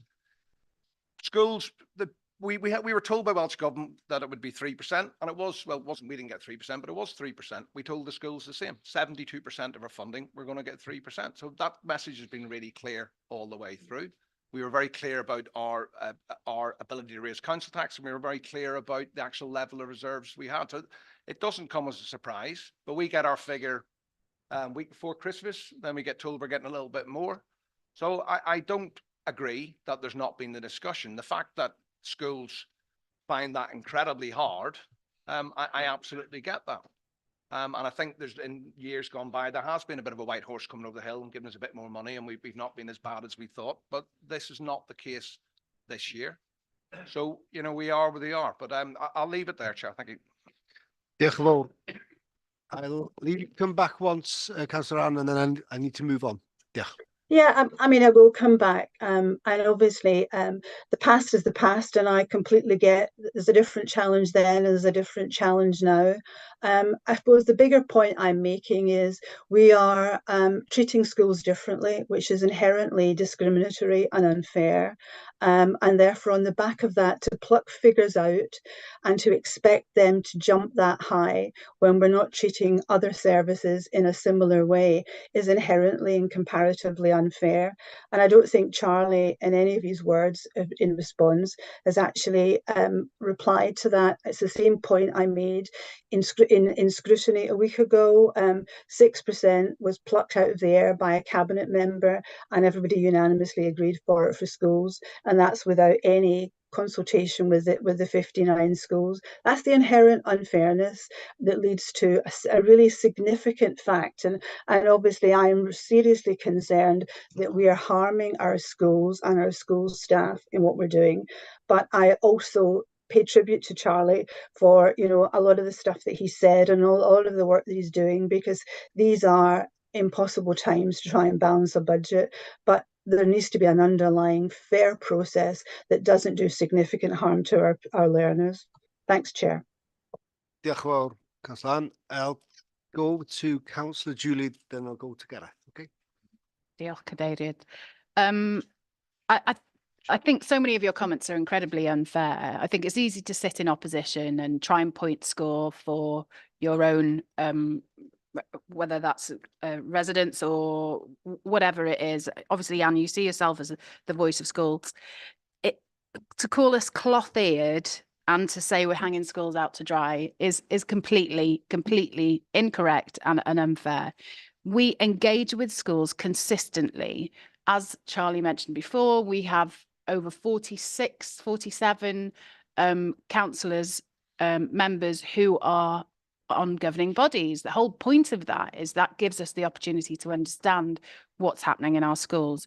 We have the School Budget Forum, which again, you wrote off as though it's irrelevant. It's not irrelevant. It's something that's really important. We have looked and worked with schools to address how that can be most appropriate so schools feel heard, so that members here appreciate and understand the position that schools are in.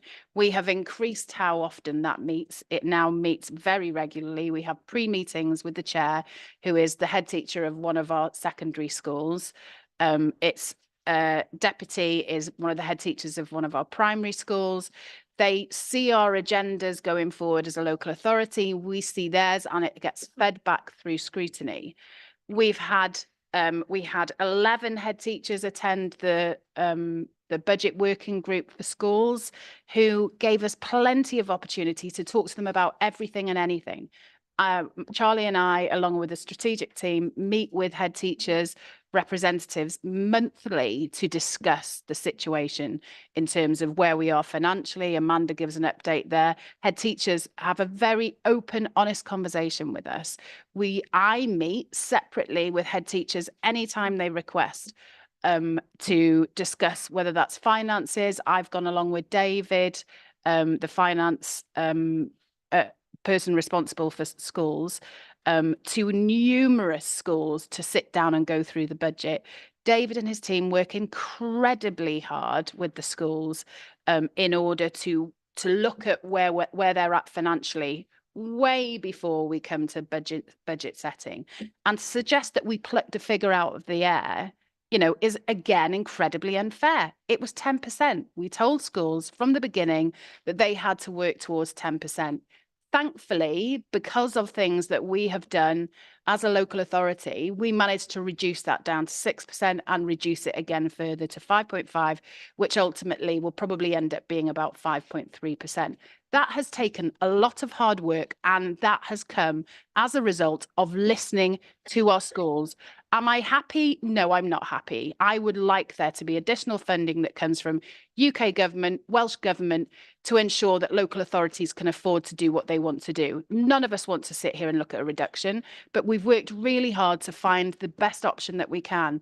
And we will continue to do that. We'll continue to lobby both governments to ask that they find additional funding. There's a new leader, First Minister, coming in Wales imminently. I certainly will lobby. I'm sure that Charlie and Emily will lobby again to ask that we look for additional funding for schools. But to call us cloth-eared and say we're hanging schools out to dry is very unfair, and that's just point scoring that, quite frankly, is so inappropriate.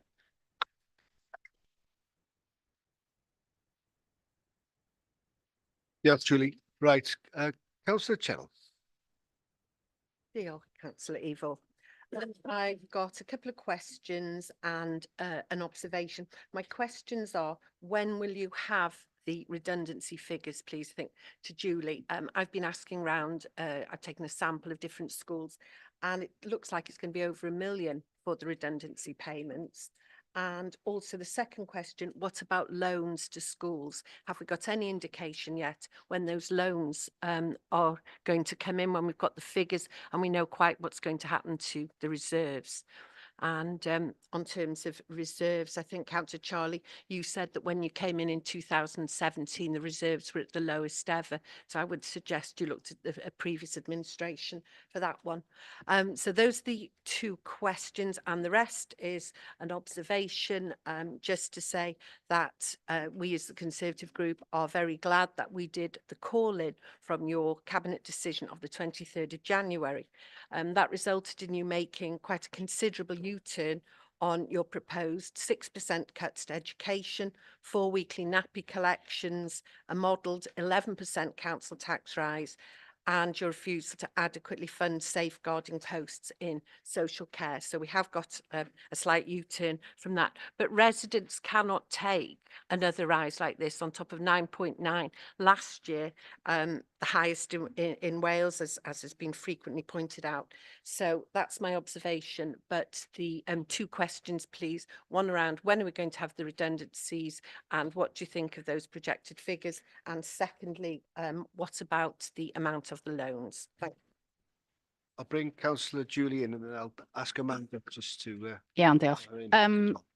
Yeah, in terms of the redundancy, I don't have any clearer figures for you yet, Cheryl, because it's really difficult to look at. Let me just, as I said before, we're just over 500,000 currently, but we're waiting for details, and I don't want to sit here, give a figure, and then it come back that I'm so many thousands out. In terms of the loans process, that has been put together. I mean, Amanda may want to come in on this. And I think that it's possibly next week, forgive me, that we are opening the loan process. It's not opened as yet, but we'll be opening the loan process for schools then to begin to look at that. And I know that Lowry and the team are putting a timetable together, because obviously we'll need to have meetings. Those that are under 100,000 will be something that as was brought through scrutiny, that the strategic directors in consultation with myself and Charlie as the finance portfolio holder will look at, and those over 100,000 will come through scrutiny. And I know they're working with the team to look at possible dates. I am aware that I think in terms of absolutely finalising the budget, Lowry and I discussed yesterday, and I believe it's a date in June, which I can't remember the exact date. Again, Amanda might be able to give that schools have in terms of timescales for us to go through the loan process. But yeah, that's all I can give you for now, Cheryl. But as I said before, I'm more than happy once we have clarity around redundancies to give a sort of final figure once we've got the next few lined up. My next one is tomorrow. I'm in all day tomorrow, redundancy. Yeah, I mean, we could be talking millions, couldn't we, in redundancy payments and loans as a result of the cut. So it's really frightening. And as I think it was Councillor Louise that asked about where in the budget line is this money going to come from. So we look forward to hearing that. Thank you very much. I'll bring in Amanda now. Yes, so I have drawn reference in the report on page 124 in paragraph 7.32 that there is the risk, or rather the council will be faced with redundancy costs which were at the time of writing unquantified, which would need to fall on balances. So the report does set that out. As has already been said, you know, the due processes are being followed in terms of the timescales. A lot of work's going on with individual schools to help support them, and obviously we can't quantify it until in final terms until all of those processes have continued. But as I said earlier, it is likely that it may well be in the region of £1 million, and as I say, that will have to come from our balances. In terms of the loan arrangements, again, you know, in preparation of the need that more schools may need loans. Obviously, that revised process was brought through democracy to agree how that will work. What I would observe is you know, loans still need to be applied for in exceptional circumstances. So it isn't an opening of the floodgates for every school to come and ask for a loan, and hence we're working closely with each individual school to help them manage their budget position and avoid that position. To the extent there will be some loans, so that there may be some schools that may require a loan, then a detailed timetable is being put in place now. Schools have to set a balanced budget by the end of June. And as so a timetable, as I've seen a draft timetable which is just being agreed to effectively ensure schools are aware of when they would need to start that process to allow us to go through those appropriate processes. And equally, I think work's been done to make sure that the both Finance and Resources and Education Scrutiny nominate members to be on the panel that will consider those cases that are above 100,000. So all of that is being put in place, and we'll know. I think the start of that timetable, if you just bear with me while I quickly look, I think the start of that timetable is that schools would need to be approaching us sometime in April to determine whether they need a loan at that point in time. So we'll have clearer information starting to come through over the next month as we continue to work with schools to hopefully get them to a balanced position and knowing which ones may or may not need a loan. I hope that helps. Diolch yn fawr. So rhywun arall siarad? Cynghorydd David Carr. Thank you, Chair. My thoughts on the budget really are that, you know, you don't solve holes in the budget by increasing council tax, particularly above inflation. Inflation is now running at 4%. So it's David, nearly can you 6. speak into your microphone properly? I can't hear you properly. Those online can't hear you, so put your microphone to your mouth, please. Thank you, Andrew. Oh, it's bossy. I'm sure Andrew wants to hear what I have to say. And can you hear me now, Andrew? Yes. You can hear me now. Great. So Yes, thank you very much, David. And I I shall will start always again. listen. Right, we're in unprecedented times. I don't believe that by putting council tax up and putting council tax up by more than the rate of inflation is the way to plug holes in the budget. That's not the way to do it. We need to look at non-essential spending, services that are not essential, and that's what we need to look at, and that's what we haven't done. And we're having big council tax rises year on year now. This latest council tax rise, if we look at the last 6 years, it's now looking, if we go for this nearly 10%, we're looking at 54% increase in council tax. Of that, if we look at the inflation rate for the first 5 years, when it was 2.5%, and we look at the inflation rate last year and this year, we're looking at nearly a 25% in real terms increase in council tax. And then we're told the reserves are low. So, you know, what residents are saying is we have this real term increase in council tax over and above inflation of nearly 25%. Where's the money gone? And that's what residents are asking.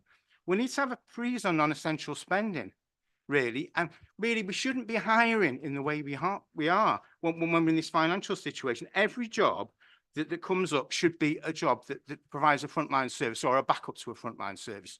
We shouldn't be looking at other jobs, really. And this amount on consultants, and I asked Amanda to give me the figures, we're looking at like £340,000 on consultants.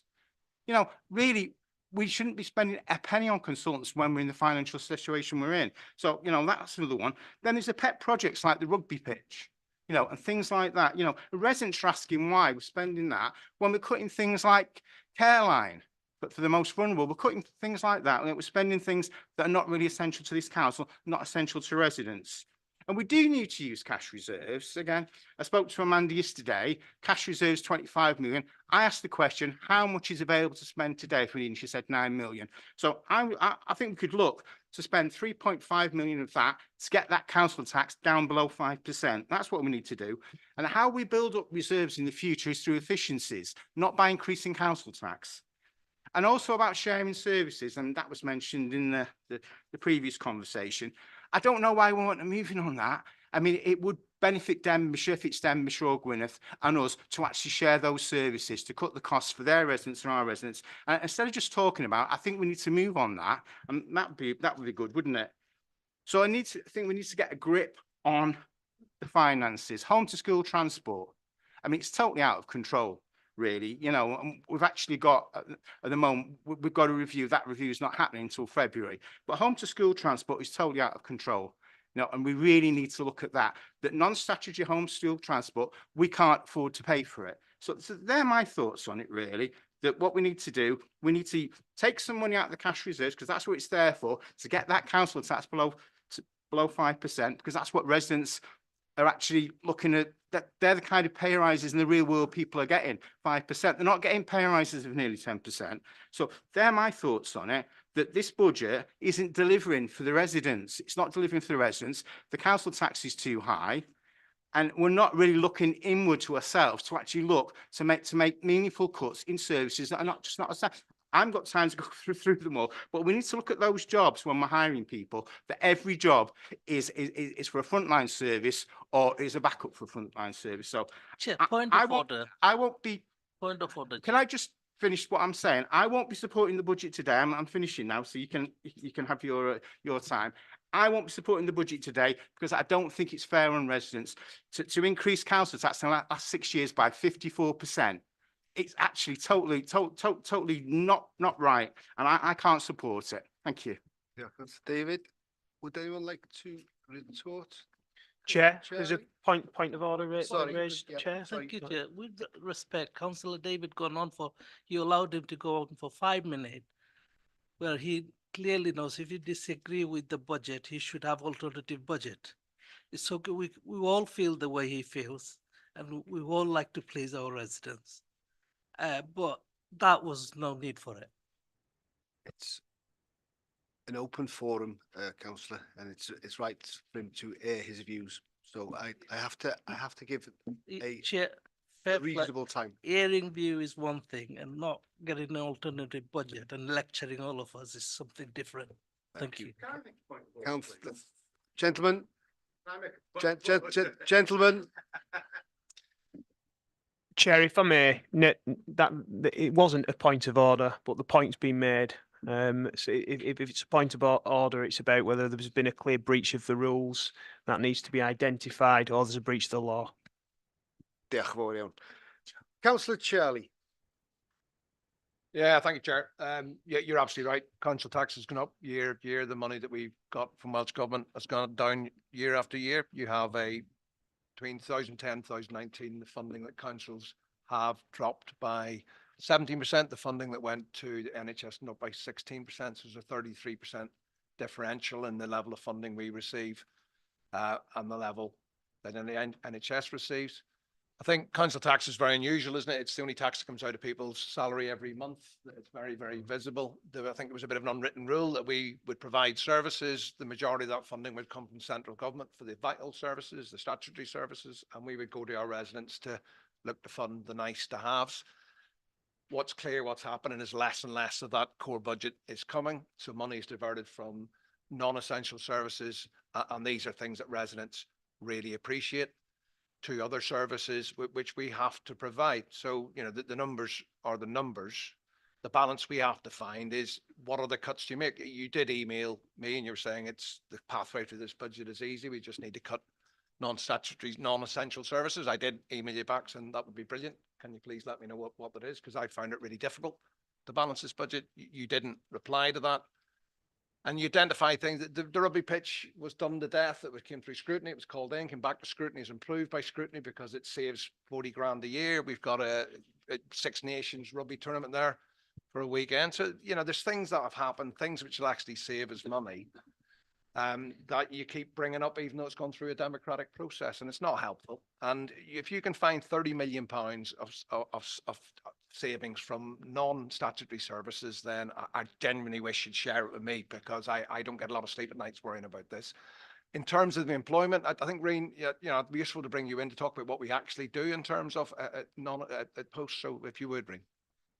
Yeah, I did want to come back on that because we have introduced, so we have vacancy control anyway. So there's vacancy control. So any vacancy will go to a panel to address. Over the past 3 or 4 months, those have been escalated to both myself and Amanda to look at them and to assess whether they're essential or not. What I would also say is a substantial amount of the roles that are advertised are funded through grant funding. So they don't come from our core funding. So there's all these elements that we have to consider when we assess these vacancies. And clearly there are frontline services that we have no choice but to recruit to. I would also make the point is this council would not survive without the back office staff that are there to make sure that those services are run in the appropriate way. I'm sure, to be fair, I completely understand the point made around consultants. The only thing I would say on consultants is that's money spent on matters that we don't have the expertise in-house to undertake. So that would include expert engineers, it would include expert barristers, or whatever we need in different circumstances that we wouldn't have in-house. If we were to recruit to those roles in-house, there would be a cost involved there as well. And we know how difficult recruitment is, especially in specialist professional roles. I guess the only other point I would make, home to school transport, there is a consultation ongoing at the moment on that. So that will come through the democratic process. And with regard to reserves, clearly reserves are a one-off. So if you find reserves now, you will need to find that extra moving forward. Looking at what all the other authorities are doing at the moment in plugging gaps with reserves, that will come back next year, I would imagine, with substantial gaps getting bigger and bigger. I'm not saying, you know, our issues next year will be equally as tough, but what we wouldn't want to do is to kick the can down the road, not to make a difficult decision now and make it doubly difficult in a year's time. The gap next year is going to be substantial in any event. If we plug with balances now, that could put us in a very difficult position moving forward. And as I think Amanda's constantly advised, our level of reserves are very low compared to our neighbours, which means that we are unable to take some of these risks that some of our neighbours are. So that I'm just covering those points. Well, you know, I'm happy to look at any joint working, and as Councillor Charlie has mentioned, those conversations are ongoing. And I get the feeling also that other authorities across the north are feeling the same now. Maybe 5-6 years ago, that might have been a little bit different. So yes, we will grab whatever opportunities there are out there in order to make our what we provide for our residents more efficient and a better service if that's possible. So, diolch yn fawr. Thank you. Thank you very much. Diolch yn fawr. Cynghorydd Gareth. Diolch. You know, I find it really, really difficult to support a budget where we're taking some major unquantifiable risks. There's been a huge amount of talk about the reserves and the dangerous level that the reserves have actually dropped to. We've covered the fact that the schools' reserves are dropping 60%, so they'll only have about £4 million left. We've covered the fact that our reserves are around the £9 to £10 million mark. We failed to hit the budget last year, which meant that I think £1.7 million has had to be taken out of reserves. This budget indicates that we're already planning on taking over £400,000 out of reserves. And within the risks, it's a medium to high risk that we won't be able to deliver some of the cost savings that we're committing to. And if we don't do that, that'll actually have to come out of reserves. You know, we've covered the education bit, the redundancies. We don't really know how much of that is going to have to come out of reserves. Loans, I understand it, to schools will have to be offset against cash balances, which come out of reserves. And, you know, so it's, you know, we've got very, very limited reserves. The plan, as I understood it last year, was that we were going to be structuring our capital repayments at the beginning of the year so that we actually were able to put some of that money aside into reserves because the loans aren't actually drawn down until the funds are actually needed. So that would build, you know, there was a plan there or a strategy there to build up reserves, but that has now been kicked down the road. And I understand the reasons why, in that we're trying to keep the council tax down to a lower level. You know, we've got a medium-term financial plan in place now, but, you know, it's one of the shorter ones I've seen is only 2 years. You know, I think we need to lengthen that out so that we've actually got that longer-term strategy. You know, we need a medium-term asset management plan so that we know where we're going with our buildings, that we've got a rolling programme of repairs to the buildings, because that is going to come back and haunt us if we aren't able to do this. And also we need a plan to change the way we actually deliver the services. Again, that medium-term plan, to be fair to our residents and also to be fair to the staff that are working for the council. We've got to see some, you know, how, you know, have we got a vision? Have we got a plan to actually work our way through this difficult position? Because that medium-term plan tells us that if we don't change the way we do things, we're going to be sat here next year and the year after having exactly this same conversation, that we're having to push the council tax higher than any of us are comfortable to do, and we're having to cut services to the state where we're actually affecting the services we're delivering the residents. And that's a really difficult place for officers to be working in, because all they can see is that there's going to be these blanket cuts across the board. And I know it's easy to say that we'll come up with a plan to change the way we work, but, you know, to be fair, social services are starting to talk about transformation and changing the way they deliver services to actually save some money. And it's not all about cuts. It's actually looking at, are there different ways we can do things? Are we able to collaborate with things? But to do that, we need that overall vision from the council. You know, and these transformations actually are going to cost money, and we need the reserves to actually fund that. And so, you know, I think there should be budgets in there and plans in there for those medium-term plans, rather than that we go from budget to budget, just cutting, you know, putting blanket cuts across the council. Because as I've said before, the definition of madness is doing the same thing time and time again, but expecting different results. We need to change the way we're doing things. We need to look at possible opportunities, but we need some plans in place for that. But also we need that fighting fund of the reserves, which are really low at the moment already, to be able to fund that and give departments some confidence that, yes, we know where we're going. We've got a plan to do this, and we've got some funds to do it. Thank you. Diolch yn fawr. Diolch yn fawr iawn. Councillor Charlie. Yeah, I do agree with a lot Gareth says. I think our asset management disposal needs to be faster. We now have got a head of service who will look after that. A lot of these decisions are unpopular, but nothing's as unpopular as going out with another essentially 10% council tax rise. But you know, we are 28% of our budget comes from council tax. The rest, we are essentially got a bag and bowl out there. During COVID, this council was really well funded. We went out with it 2.95% council tax because that was what the gap was. Schools were able to build the reserves up. It's not that long ago, schools reserves were around about 1.8 million. They got to 10 million because there was extra funding there. I don't think the schools did anything different, but there was more money put in. So there's more at the end of it. But there's choices to be made. Our money goes to the UK government. There's a budget next week. And there needs to be realisation that local authorities are struggling. There was a programme on last night. There was a Conservative leader and a Labour leader, and they were both saying exactly the same thing. There's limits to what you can do on your own. If the funding isn't sufficient, you're really going to struggle. The report contains looking at future plans. We're looking at a cash neutral budget. We go to our schools now and say there'll be no more money for you next year. Well, they'll make more people redundant. That will bring more costs to us, and that money will go. Then you get whatever, a change of policy, change of government, more money suddenly appears. Oh, why'd you get rid of all those people? You know, so you're absolutely right. We need certainty, and you can make plans based on certainty.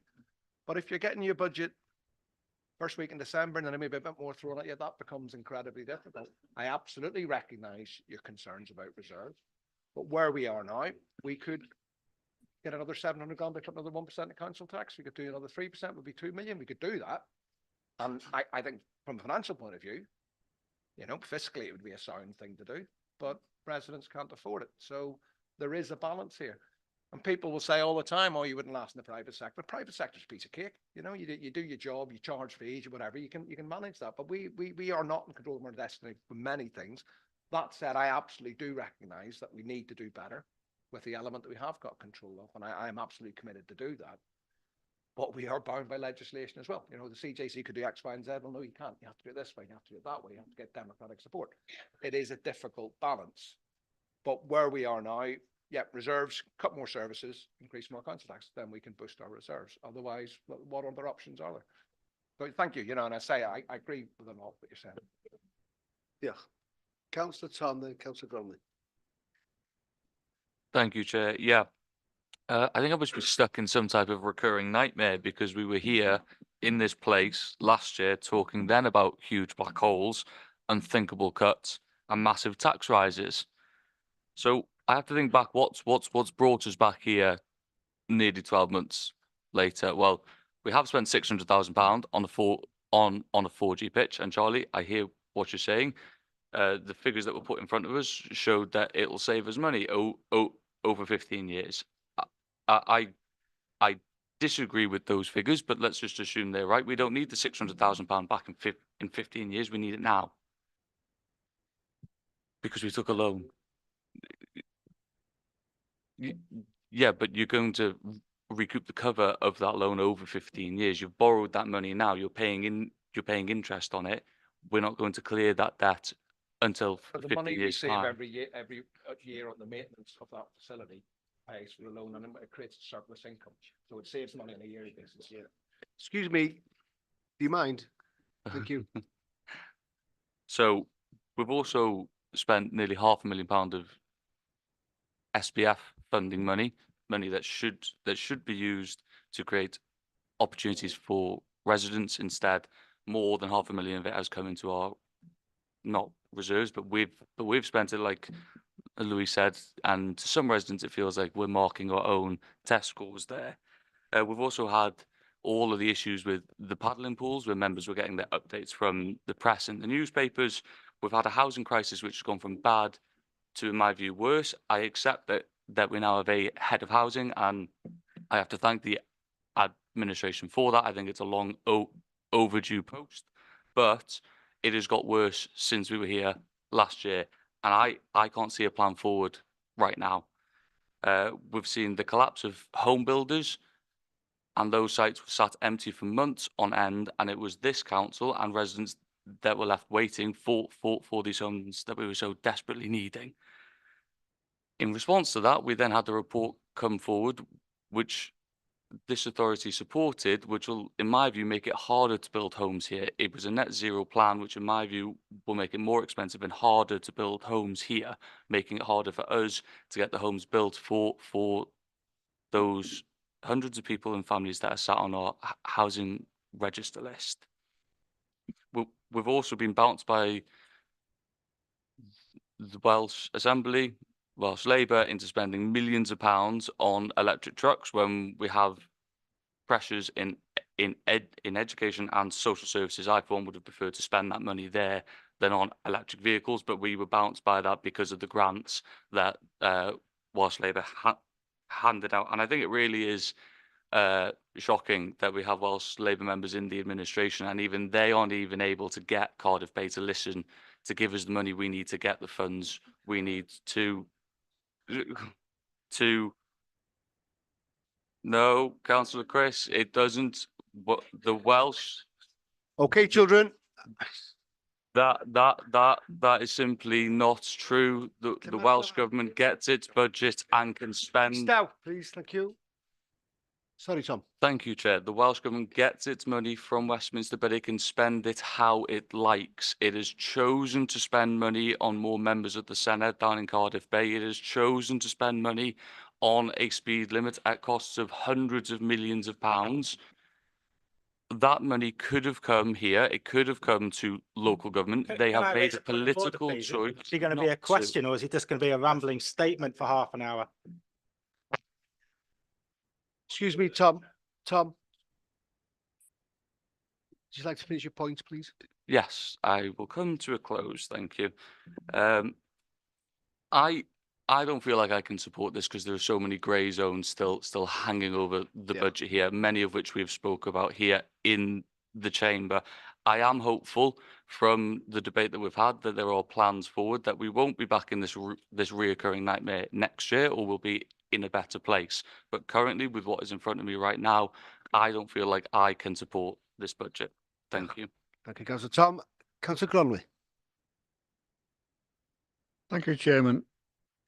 I've been listening here quite patiently to what I believe is quite inappropriate comments by some of the members, quite disingenuous comments that we're plucking figures from the air from one of the members. Now, Amanda made it clear at the start of this year the situation we faced as far as the budgets, and the fact that we had the lowest settlement in Wales, along with Gwynedd, has only made that situation far worse. We were all told as cabinet members that we'd be facing somewhere in the region of 10% savings, and we all went away and tried to deliver those. Some of us have achieved that, some have achieved more than that, but at a severe cost to our ratepayers in the way the services will be curtailed. Now, to say that education has had an unfair cut is not appropriate. Education is having to look at its finances like all other services and come to a balanced position. Now, the fact that secondary schools are having somewhere in the region of £200 per pupil more than the national average must mean that they are getting a decent amount of money. Now, I think there will be some redundancies. The question to be asked is, are there too many teachers in some schools? Is the pupil-teacher ratio wrong? Because obviously, if we're having more money than the national average, where is that money going? So it is a time to seriously look at all our services to make sure they are delivering value for money in accordance with all the other services. Now, my own service, ERF, is going to have severe cuts in it, 10%, and there will be significant effect on our ratepayers. We've had to do that. So to pluck one special service out of all the others and say that they're a special case is totally disingenuous. Now, if you've got something better to offer, come forward with it. All I've heard so far is criticism of the way we've arrived at the budget, but no proposals of how we put forward a better budget. So either put up or shut up would be my comment.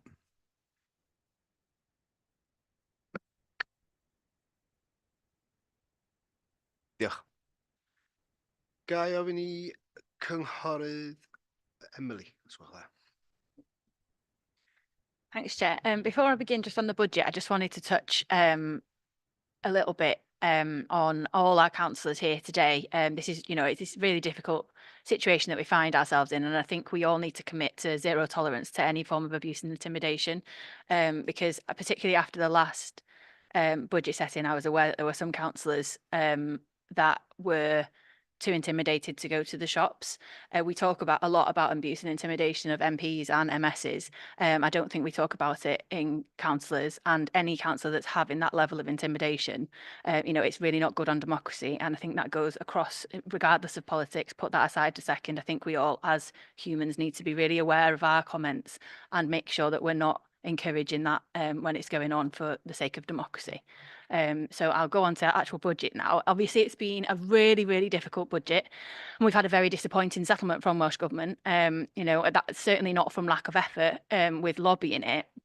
But we know that funding formulas are really hard to get right. We absolutely need to advocate for what's fairer, but there are always going to be winners and losers in any form of formula. So the data is an issue that I have with the formula that we've got at the moment. Some of that data is not clean, it's not up to date. I have had a commitment from both leadership candidates for First Minister that is something that they'll concentrate on when they take office to hopefully put in place before the next year's budget. But we've got the Barnett formula, which we don't think is fair for Wales because it doesn't take into account our elderly population. We've got the Welsh Government funding formula for local authorities, which we in Conway don't think is fair because it doesn't benefit us. But also we have schools and social care social care providers saying that the formulas that we set, they don't like either. So it is really hard to get that right. But what I would pose to opposition members who will be voting against the budget today is, what have they done to try and resolve the funding gap? And why are residents struggling? Why is the housing crisis getting worse, Tom? Well, it's because of the cost of living crisis, which is a direct impact from the UK government. We can't get away from making those links here. There's been very poor attendance from a lot of the members that will be voting against the budget today, I must say, apart from Councillor Gareth, at the working groups to try and resolve this, to try and be proactive about what we can do for our residents in Conway. My baby's attended some more meetings than some of the councillors in this room to try and balance the budget. Make no mistake, this financial situation that we find ourselves in is because of 14 years of choice, which the members opposite are quite right. This is a choice, and this is a direct consequence of trickle-down austerity. Welsh Government have lost £1.3 billion of their budget, so there is very little wonder why local authorities across Wales are getting less and less. Where were the members opposite with their outcry when Wales is getting no consequentials for HS2? That would have been, even the scaled down version of that would have meant £2 billion for Wales. Just think what Conway Council could have done with their share of that funding. Where were members opposite then lobbying their government for that? They weren't. We had no consequentials for the money that we've magically found for Northern Ireland recently either. As I've said, the Barnett formula is not based on need, so it doesn't take into account Wales' elderly population. Now, I am prepared to stand here and criticise my party and the Welsh Government for their funding formula. I have done publicly and consistently on that. But the irony of members pointing fingers is a bit flabbergasting, given that their government in Westminster is doing to public services right the way across the UK. If this was a Wales problem, fair enough. It's not. Councils are going pop left, right and centre in England. But there's no Welsh Government to blame there, is there? Members opposite have been silent when it comes to challenging their own government and their own party. This budget's not nice, and it's not where any of us want to be. I can say hand on heart that myself and Cabinet and all the officers have put everything into finding a solution to these challenges, and I just want to thank everyone involved in trying to find a solution to this. Our aim is for this council to be sustainable for many, many years going forward. So I am pleased at the projects that we've got on the go, a lot of which Charlie has highlighted, but things like bringing our children back to county that have been placed outside of county, those the housing projects to deliver things differently, better use of AI technology, coastal defence projects, 4 million additional money that's going back into schools, warm hubs continuing in our libraries are all the things that our residents need the most, and they're the services that we really need to protect. I believe our staff are our biggest asset, and they've all pulled together brilliantly in coming up with this position, because the alternative is declaring bankruptcy and registering a 114 with commissioners coming in. So make no mistake, if this budget isn't voted for today, the alternative is to declare bankruptcy, because I haven't seen anyone present an alternative budget. So to those who'll be voting against the budget, do you honestly think that the commissioners coming in to make decisions for our residents will be better for us? Because I certainly don't. All suggestions that have come through FROSC have added to the deficit, meaning we have to bridge that gap for council tax even more than what's already proposed. So we're saying, you're saying that we don't want a council tax rise, we don't want cuts, we don't want to be spending reserves, but putting no alternative forward. It's just delusional. It's easy to sit on the sidelines criticising without putting forward any suggestions, and some of our Senate members are experts at that. But back in the real world, we've got a job to do, and we owe it to our residents to get on with that job. Being involved in politics does mean making really difficult decisions, and many of those decisions aren't popular, but we always need to do what's right rather than what's easy. So when voting today, please can everyone just keep that in mind and do what's right for our residents to ensure we have sustainable services rather than what's easy to get a quick press headline. Thank you. Paul. We'll start winding things up now. So I've got Paul, and then I've got Cheryl, and then Nigel, and then David. Okay. And if you can be as brief as you can, please, Paul. Thank you. And sorry, Councillor Hannah as well. I was trying to be disciplined today. Well done. But Why change the habits in life? but Yeah, we're I'm afraid what Tom said was a step too far. Can I first of all commend what Emily has just said, and can I commend Charlie and Emily during this whole process? The fact is, we've all, as councillors on this councillors, had the opportunity to get our hands dirty in the fine detail of this budget. Now, I'm not always popular for the challenges I make to and questions I ask of officers, cabinet members, Charlie, but it's a robust process. We argue fiercely, we disagree on things, and we come to a conclusion. And we sometimes have to get our hands really dirty in the decisions we make, and we have to make ourselves unpopular. But for Tom, who hasn't been a regular participant in those processes, Gareth, to be fair to him, has. He's argued the points, and I share, like Charlie, some of the points he makes, and I've argued some of those points, as Gareth will confirm. The fact is, we've reached this point now. It's a process. There are lots of things in this budget, like everybody else, I'm not happy with, but I will go out to the residents and I will argue the case for each and every one of them, because I've been part of those arguments, and my mind's been changed on some things, my mind's on other hasn't. But to stand up and argue that why we're in this position again this year, did he not realise his party had a Truss government which put interest rates through the roof, who argued publicly we could have tax cuts by borrowing money to pay tax cuts for us all, which everybody knew was a complete nonsense. And then that further screwed up the economy. I mean, where are you in your thinking that Gareth at least understands the difficulties of us making these decisions? Transformational change can only take place if we have money to fund those significant changes and how we deliver those things. I've argued, not popular, to make some more cuts to fund some extra reserves to do that work. but I've listened to colleagues, listened carefully to colleagues, and accept at the present time we cannot put that money into reserves to do that. But today, we must, as Emily says, vote through this budget, because if we don't vote through this budget and people want a majority to throw this budget out, the commissioners come in and their cuts will be even tougher, and they won't have the same representation that we can provide from our residents. So let's stop some of the nonsense that I've heard today, and let's get this budget passed. Thank you, Councillor Paul. Councillor Cheryl. Thanks. Thank you very much, Chair. Yeah, just building a little on what Councillor Emily said.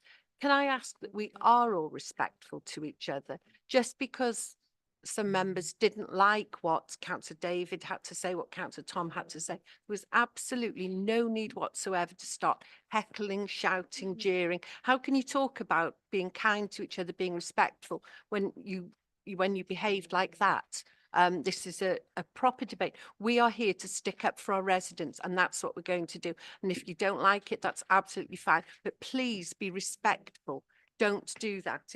It wasn't nice. We've got new councillors in here. It's really not nice. And you wonder about all the problems that go on for MPs and things like that. That should not be in this chamber. We've moved past that. We're here to stick up for our residents, not be in the playground. It's pathetic. Now, can I ask how Labour voted when there were previous administrations in place? You voted against budgets. You absolutely did. We have given you, over the past 12 months, many suggestions and recommendations during finance and resources. They've always been voted down. So I just wanted to make that point very clearly. And now I'll go on to a question for Councillor Charlie, a technical question, page 279. Can you tell us on the additional budget reduction proposal details 24-25 why the table has changed significantly from the one that was presented to FROSC? You've done away with remodel, the funding arrangements around school modernisation, and also the economy and culture, the shared prosperity fund to offset budget costs. I don't see where that's reflected in the figures. You've completely changed it from what went through FROSC the other day, and I wondered how you could explain that and what impact it has on the budget. Thank you.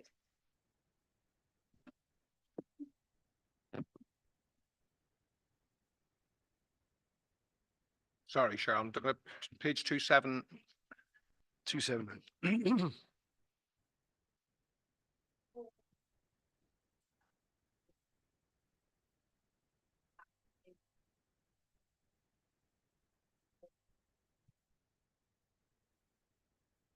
I'll just bring in Amanda while Charlie's finding that. I'd love you to bring it up. Yeah, perhaps I can just clarify. All of the same proposals are in there. The reason you don't see them on that schedule is because I've now effectively reflected them on the relevant schedules. So as you say, so just in terms of moving forward, the original. When all the budget reductions first came to finance and resources, there was a complete pack of them. And then when we came to the last finance and resources, that report just told you about the extra ones.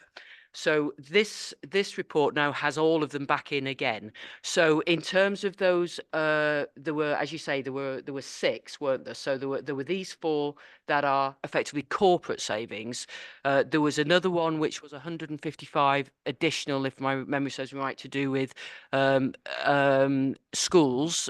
Sorry, to do with education, and it was for the thing. So what you'll find is on the budget reduction proposal sheet that pertains to education, that the figure that was in the first pack only had 150k in, and it now has 300k in. So effectively that education one is now in the schedule that pertains to education directly, and I think the other one, as you say, was what was the other one? Yeah, the shared prosperity. So again on the economy and culture budget reduction sheet, that has now been increased to reflect that additional 100k. So they are there. It's just that they've been distributed back into the individual service ones, whereas the one in the last FOSC had a number of services in the same schedule. Diolch, Amanda. Thank you for that clarification, Amanda. Chair, can I exercise my right of reply, please? Sorry, Tom. Go on. Yep.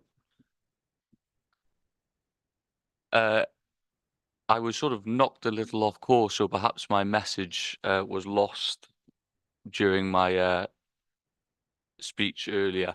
So I'd first of all like to respond to Paul and say I absolutely would not defend Liz Truss or her very brief time in office, Paul, and I'll say that in front of all members now. I am, like Emily has done previously, more than happy to criticise my party and government when it is needed. Councillor Emily, my comments were not an attack on you or your colleagues.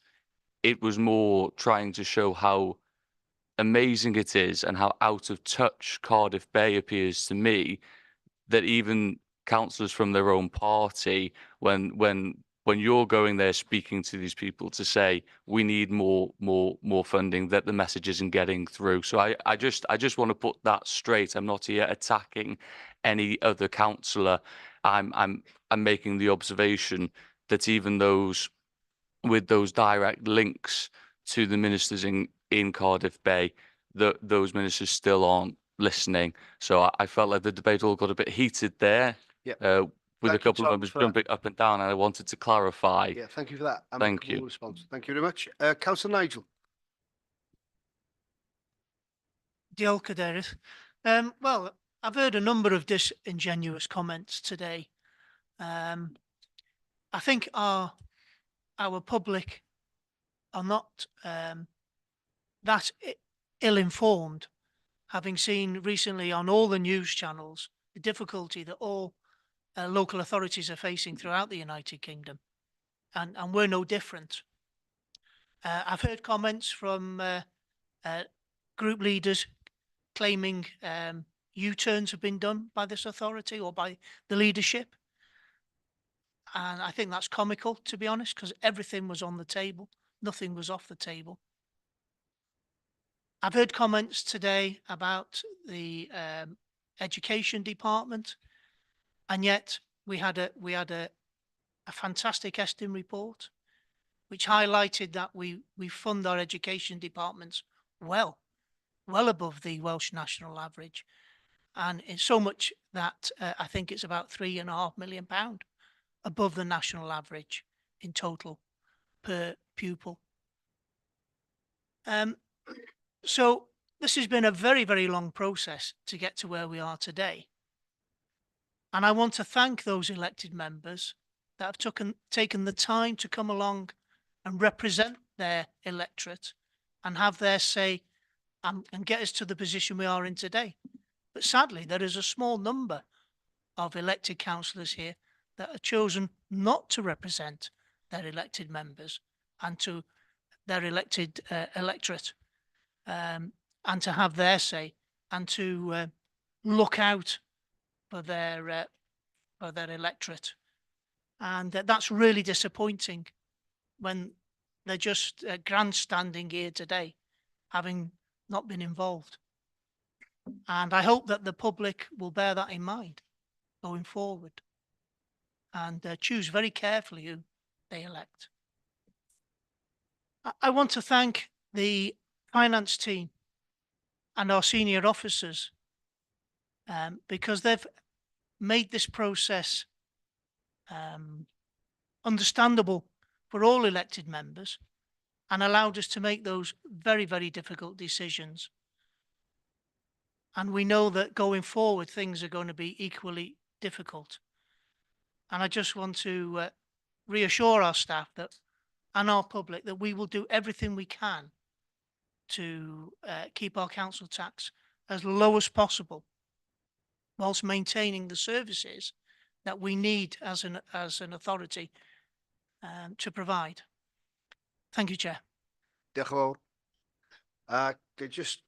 Can I just welcome the main man, Caleb, who's going to bring some rationalisation to the discussion. It is. David? Thank you, Chair. Just firstly, to actually sort of echo what Councillor Sherrill said, we did pass the debate not hate thing, and I think we should all respect each other. You know, everybody's entitled to the view. Everybody should be listened to, and we should respect that. On what Councillor Emily was saying, you know, it was less than 2 years ago that all the Labour group, including the one myself and the one that went over to Plaid, Councillor Cathy, we all stood on a manifesto of keeping council tax low. Right, I don't see how a record council tax increase last year of 10%, another 10% this year is keeping council tax low. So I think you should be mindful of that. The council tax hits the poorest hardest. So the other point I wanted to make was that what Councillor Nigel was saying, we've seen it all in the news, but in England, they've been limited to less than 5%. In fact, they had a council tax freeze. So they've not had the kind of, when we look at this council tax, if it goes through today, it's going to be 54% in the last 6 years increase, you know, and nearly 25% of that, as I said earlier, is above inflation, real terms increase. So really, we've had the money, and just one final point, I'm trying to be brief, is about the commissioners coming in. We have £25 million in cash in reserves, and as Amanda said, 9 million of that is ready to spend today if we wanted to. 3.5 million of that would get that council tax down to below 5%, is which I think would be more palatable for our residents, more in line with what inflation is. So the commissioners wouldn't be coming in if we reduced council tax down to 5%. And that's the reason I would ask people not to vote for this budget, but actually to come back again and actually look and use those cash reserves and get that council tax below 5%. Thank you. Councillor Hannah, and then I'm going to finish with Councillor Austin. Okay. Thank you. I think we established earlier when Charlie did a bit of maths for us that if you take the fire services out, that the Conservatives have actually set the highest past council tax. But moving on from that, I'm a teacher, as many of you know, so up till very recently I was working in one of our local secondary schools. I'm a daughter of teachers, my siblings are teachers, we're married to teachers, Christmas is really boring. I chair education and skills. I'm on the school budget forum and I attended the budget cut meetings, or the budget group meetings where we discussed all these. Conway and Wales support education. They always have done, and we do it well. In the decades before, after 2010, Westminster did not. Austerity meant that English school budgets were cut by 8 or 9%, but in Wales we managed to protect those and cut them only to 5%. The COVID uplift in England gave £300 per pupil, but Wales gave £800 per pupil. If you take the last 14 years, Wales has increased their funding to education by 3%. That's dire. That's not enough. But England's cut theirs by 1%. So in Wales, we also have Flying Start for our youngest. We have educational maintenance allowance for our sixth formers. We have a much better and fairer system for loans to students and for supporting our students at university. The English children don't have that anymore. The funding formula for Wales doesn't work for Conway, but it does prioritise children. We have falling numbers of children. We don't have as many in Conway, and those numbers are going down. So that's an extra challenge for our school. So we've done our best to try and protect our schools. Whereas Denbighshire and Flintshire got more money per person last year, we were the ones that gave more money to our students. So we gave more money per pupil last year than they did. It's not just that, we spend it well. Our teachers work miracles. We're the second best Estin profile in Wales. We've had an excellent Estin inspection of our education team here in Conway. We were one of the first authorities to get free school meals out to every primary school pupil. We are sector leading with our SEN Ysgol Gogarth. We have invested in new ALN units in Ysgol Aberconwy. We've developed our PRU positions for pupils that are not able to be in the school. We've already heard about how we're trying to get our most vulnerable children that we look after back into county and how we're spending to actually make sure that happens. Our kids get some of the best results, and they also have access to an innovative music services that focus on music for all, not elites.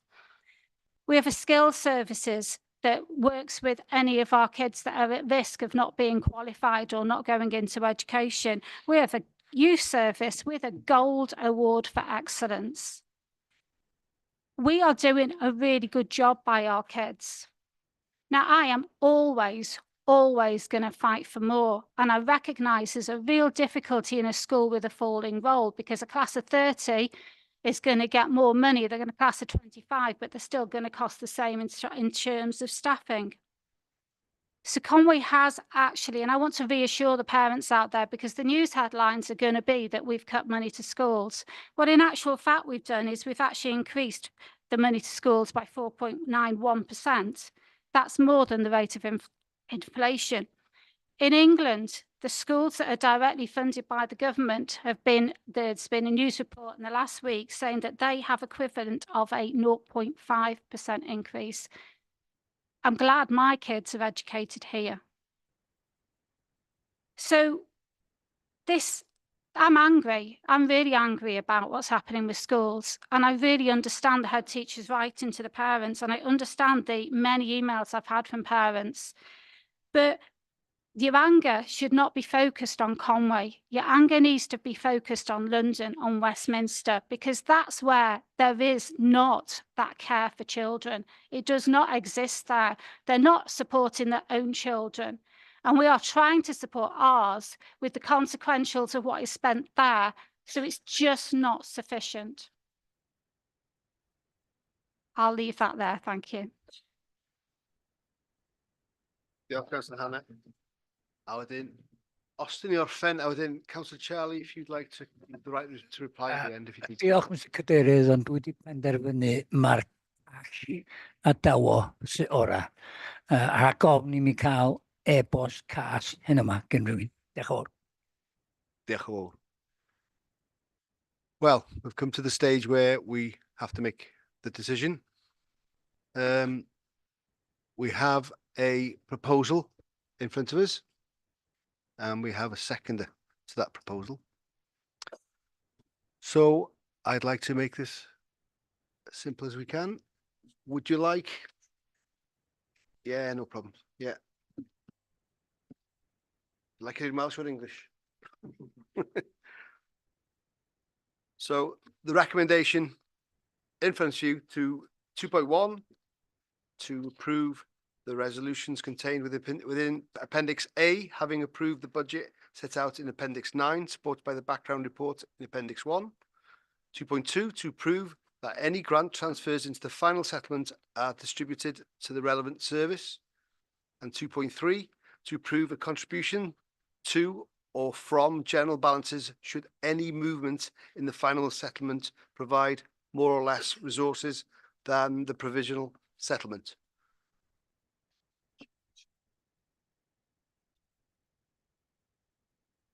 Sorry.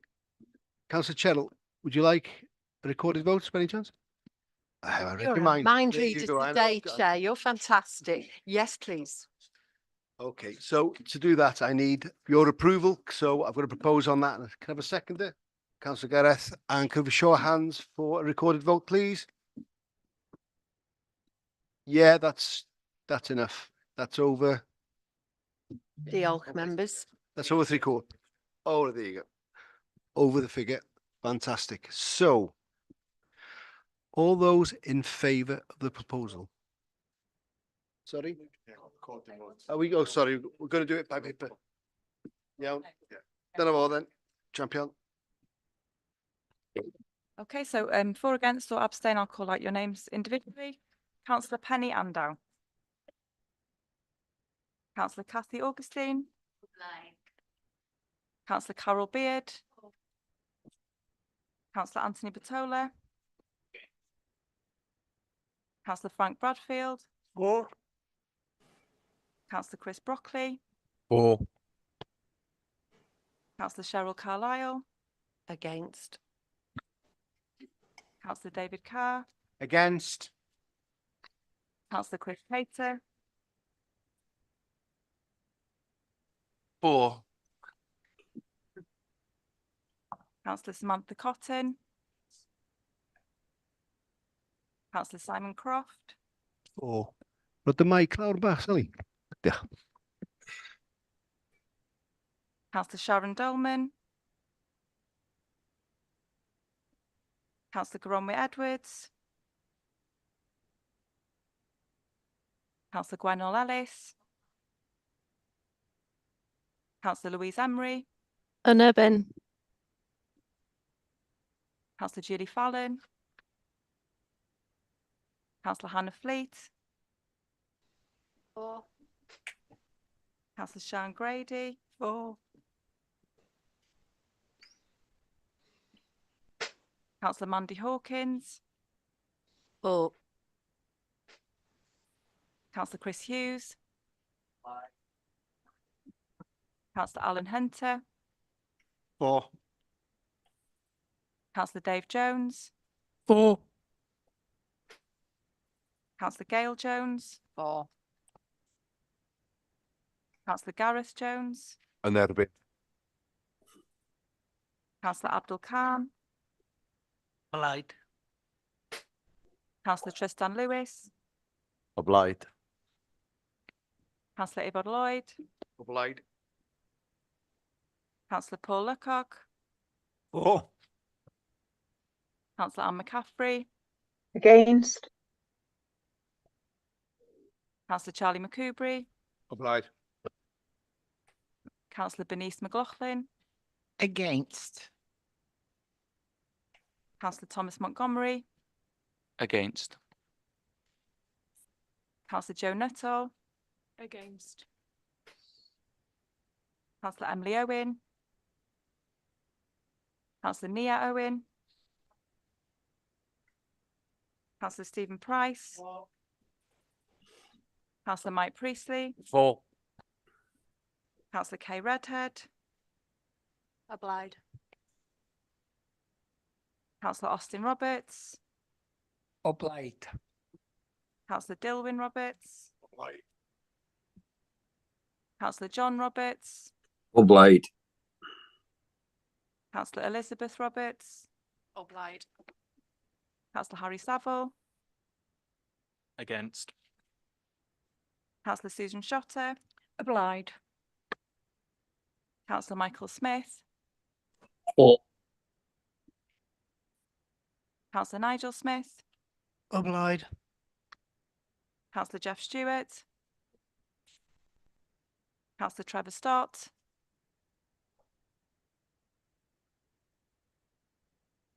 Oh, could you unmute or could you give me a thumbs up if that's in favour? You're on mute, Trevor. Give me a thumbs up or a thumbs down. Thumbs up. I Yeah. think that's a thumbs up. Okay. Yeah. Thank you. Councillor Jacob Williams. Yn erbyn. Councillor Andrew Wood. Blaid. And Councillor Aaron Wynne. Blaid.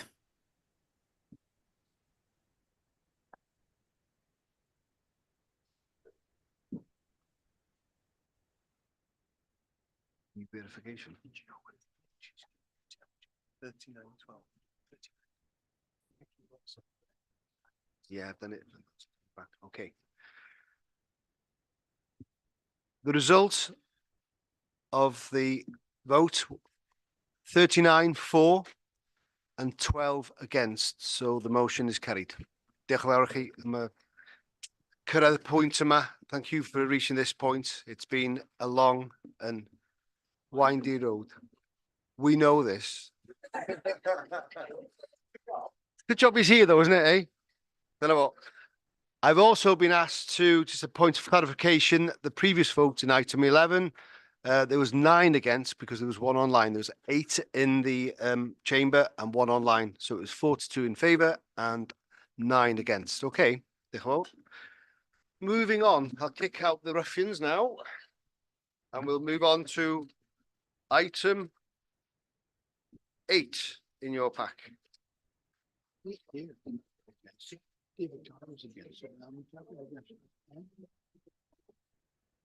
Cadeirydd. Chairman, I have a member of my family who works for the authority. Do I have to declare interest? Sorry, I Gron. have a member of my family that works for the authority who I have to declare an interest. I don't know, my monitor office is gone. Why are you asking me? No, I'll go I've got anyway. Kerry here. Don't you worry. Yeah. Don't panic, Mr. Manring. We have Kerry. He is very capable. No, no. Anthony says no. Dyna fo. Nai troi yn dol i'r Gymraeg eto. You right with that? Yep. Dyna fo. This is like Back to the Future, Nick. Yn dol i rhif 8, yn eitem 8 yn yr agenda. Ateborwydd y tal o fewn Llywodraeth leol, polisi tal 2024-25, gan gynnwys datganiad pensiwn yn ôl disgresiwn y cynllun pensiwn Llywodraeth leol. Mae gen I y cynghorydd Chris Caton yn cymryd hwn, dwi'n credu. Diolch yn fawr. Diolch yn fawr, Cadeirydd. Round our pawb. Yeah, this is before us today in accordance with the requirements of sections 38 to 43 of the Localism Act 2011. A pay policy statement must be prepared and approved by council for each financial year and published on the relevant website by the 31st of March. So we have a legal duty to be completely transparent. At the date of the publication of this statement, the 2023-2024 pay agreements for the Chief Executive, Chief Officers, Chief Officers Pay and Youth and Community Workers had been agreed by the relevant joint negotiating committees. And the allowances for teachers in residential establishments have also been agreed, Chair. We know that council should have the opportunity to vote on salary packages of more than 100,000. There are currently 3 chief officer posts that have the potential to attract such salary packages, namely the chief executive and the 2 strategic directors. The annual pay policy statement, Appendix A, is published on the website along with appendices detailing the pay scales for officers, chief officers, and the chief executive. Pay relativities are also set out in Appendix A. The multiple between the lowest paid full-time equivalent and the chief executive is a ratio of 1 to 6.07 for our local authority. Legally, 1.20 is the maximum mentioned for the public sector in section 7.3 of Appendix A. So our figures much below that. All staff grades are assessed through a job evaluation process, which ensures compliance with equal pay legislation. We abide by the Equality Act 2010, and we will continue to improve the equality outcomes through our strategic equality plan, which is reported on annually. Members will be aware that our new 2024-2028 plan has just been out for public consultation. As officer pay agreements are nationally negotiated by the relevant negotiation committee, there is no scope for us today to amend the pay policy statement. Most aspects of local pay policy are driven by national pay negotiations, which we are required to adopt locally. Therefore, we have little control or discretion over any changes. However, there are a small number of discretionary elements to the local pay policy, and these are described in Appendix A. These discretions are also set out in other local policies, for example, redundancy and retirement. So today we have debated the 2024-2025 budget. I want to thank our staff for their dedication and hard work as we aim to ensure value for money for the taxpayer, but also provide high standards and quality services. The council is the main employer in the area, and we must be conscious of our role in improving the economic well-being of our residents. So I propose that we, as members, approve the report, the pay policy statement for 2024-2025, the appendices, including the local government pension scheme discretionary pension statement, and all recommendations to ensure that the council complies with its statutory duties under the Localism Act 2011. Chair, the recommendation is set out on page 12 at 2.4. So I move that. Thank you. Diolch yn fawr iawn. Gen I gynigydd? Sgen I eilydd i'r cynnig yna? Na ddydd eto. Mae gen I gynigydd? Sgen I eilydd i'r cynnig, os gwelwch yn dda? Chair, Councillor Michael. Diolch yn fawr. Gen I cynghorydd Andrew i eilio. Os ne cwestiwn neu sylw ar hynny, os gwelwch yn dda? Oes. Councillor Kay. Diolch. Can I just clarify more for members of the public? Does this pay review include our pay as councillors, or is this purely for staff? Thank you. No, it doesn't include. Ours is set by the independent panel, independent panel for remuneration panel for Wales. Yes. Thank you, Kay. Thank you. Just wanted to clarify. Thank you. Na fo. Rwy'n eisiau gofyn cwestiwn neu efo sylw? Nagos, felly na i fynd syth i'r bleidlais. Pawb o blaid. Rwy'n erbyn. Rwy'n eisiau matal. A mae hwnna wedi cario. A diolch fawr iawn. Thank you very much for your attendance today. It really has been a journey to get to this point. Thank you, and we'll see you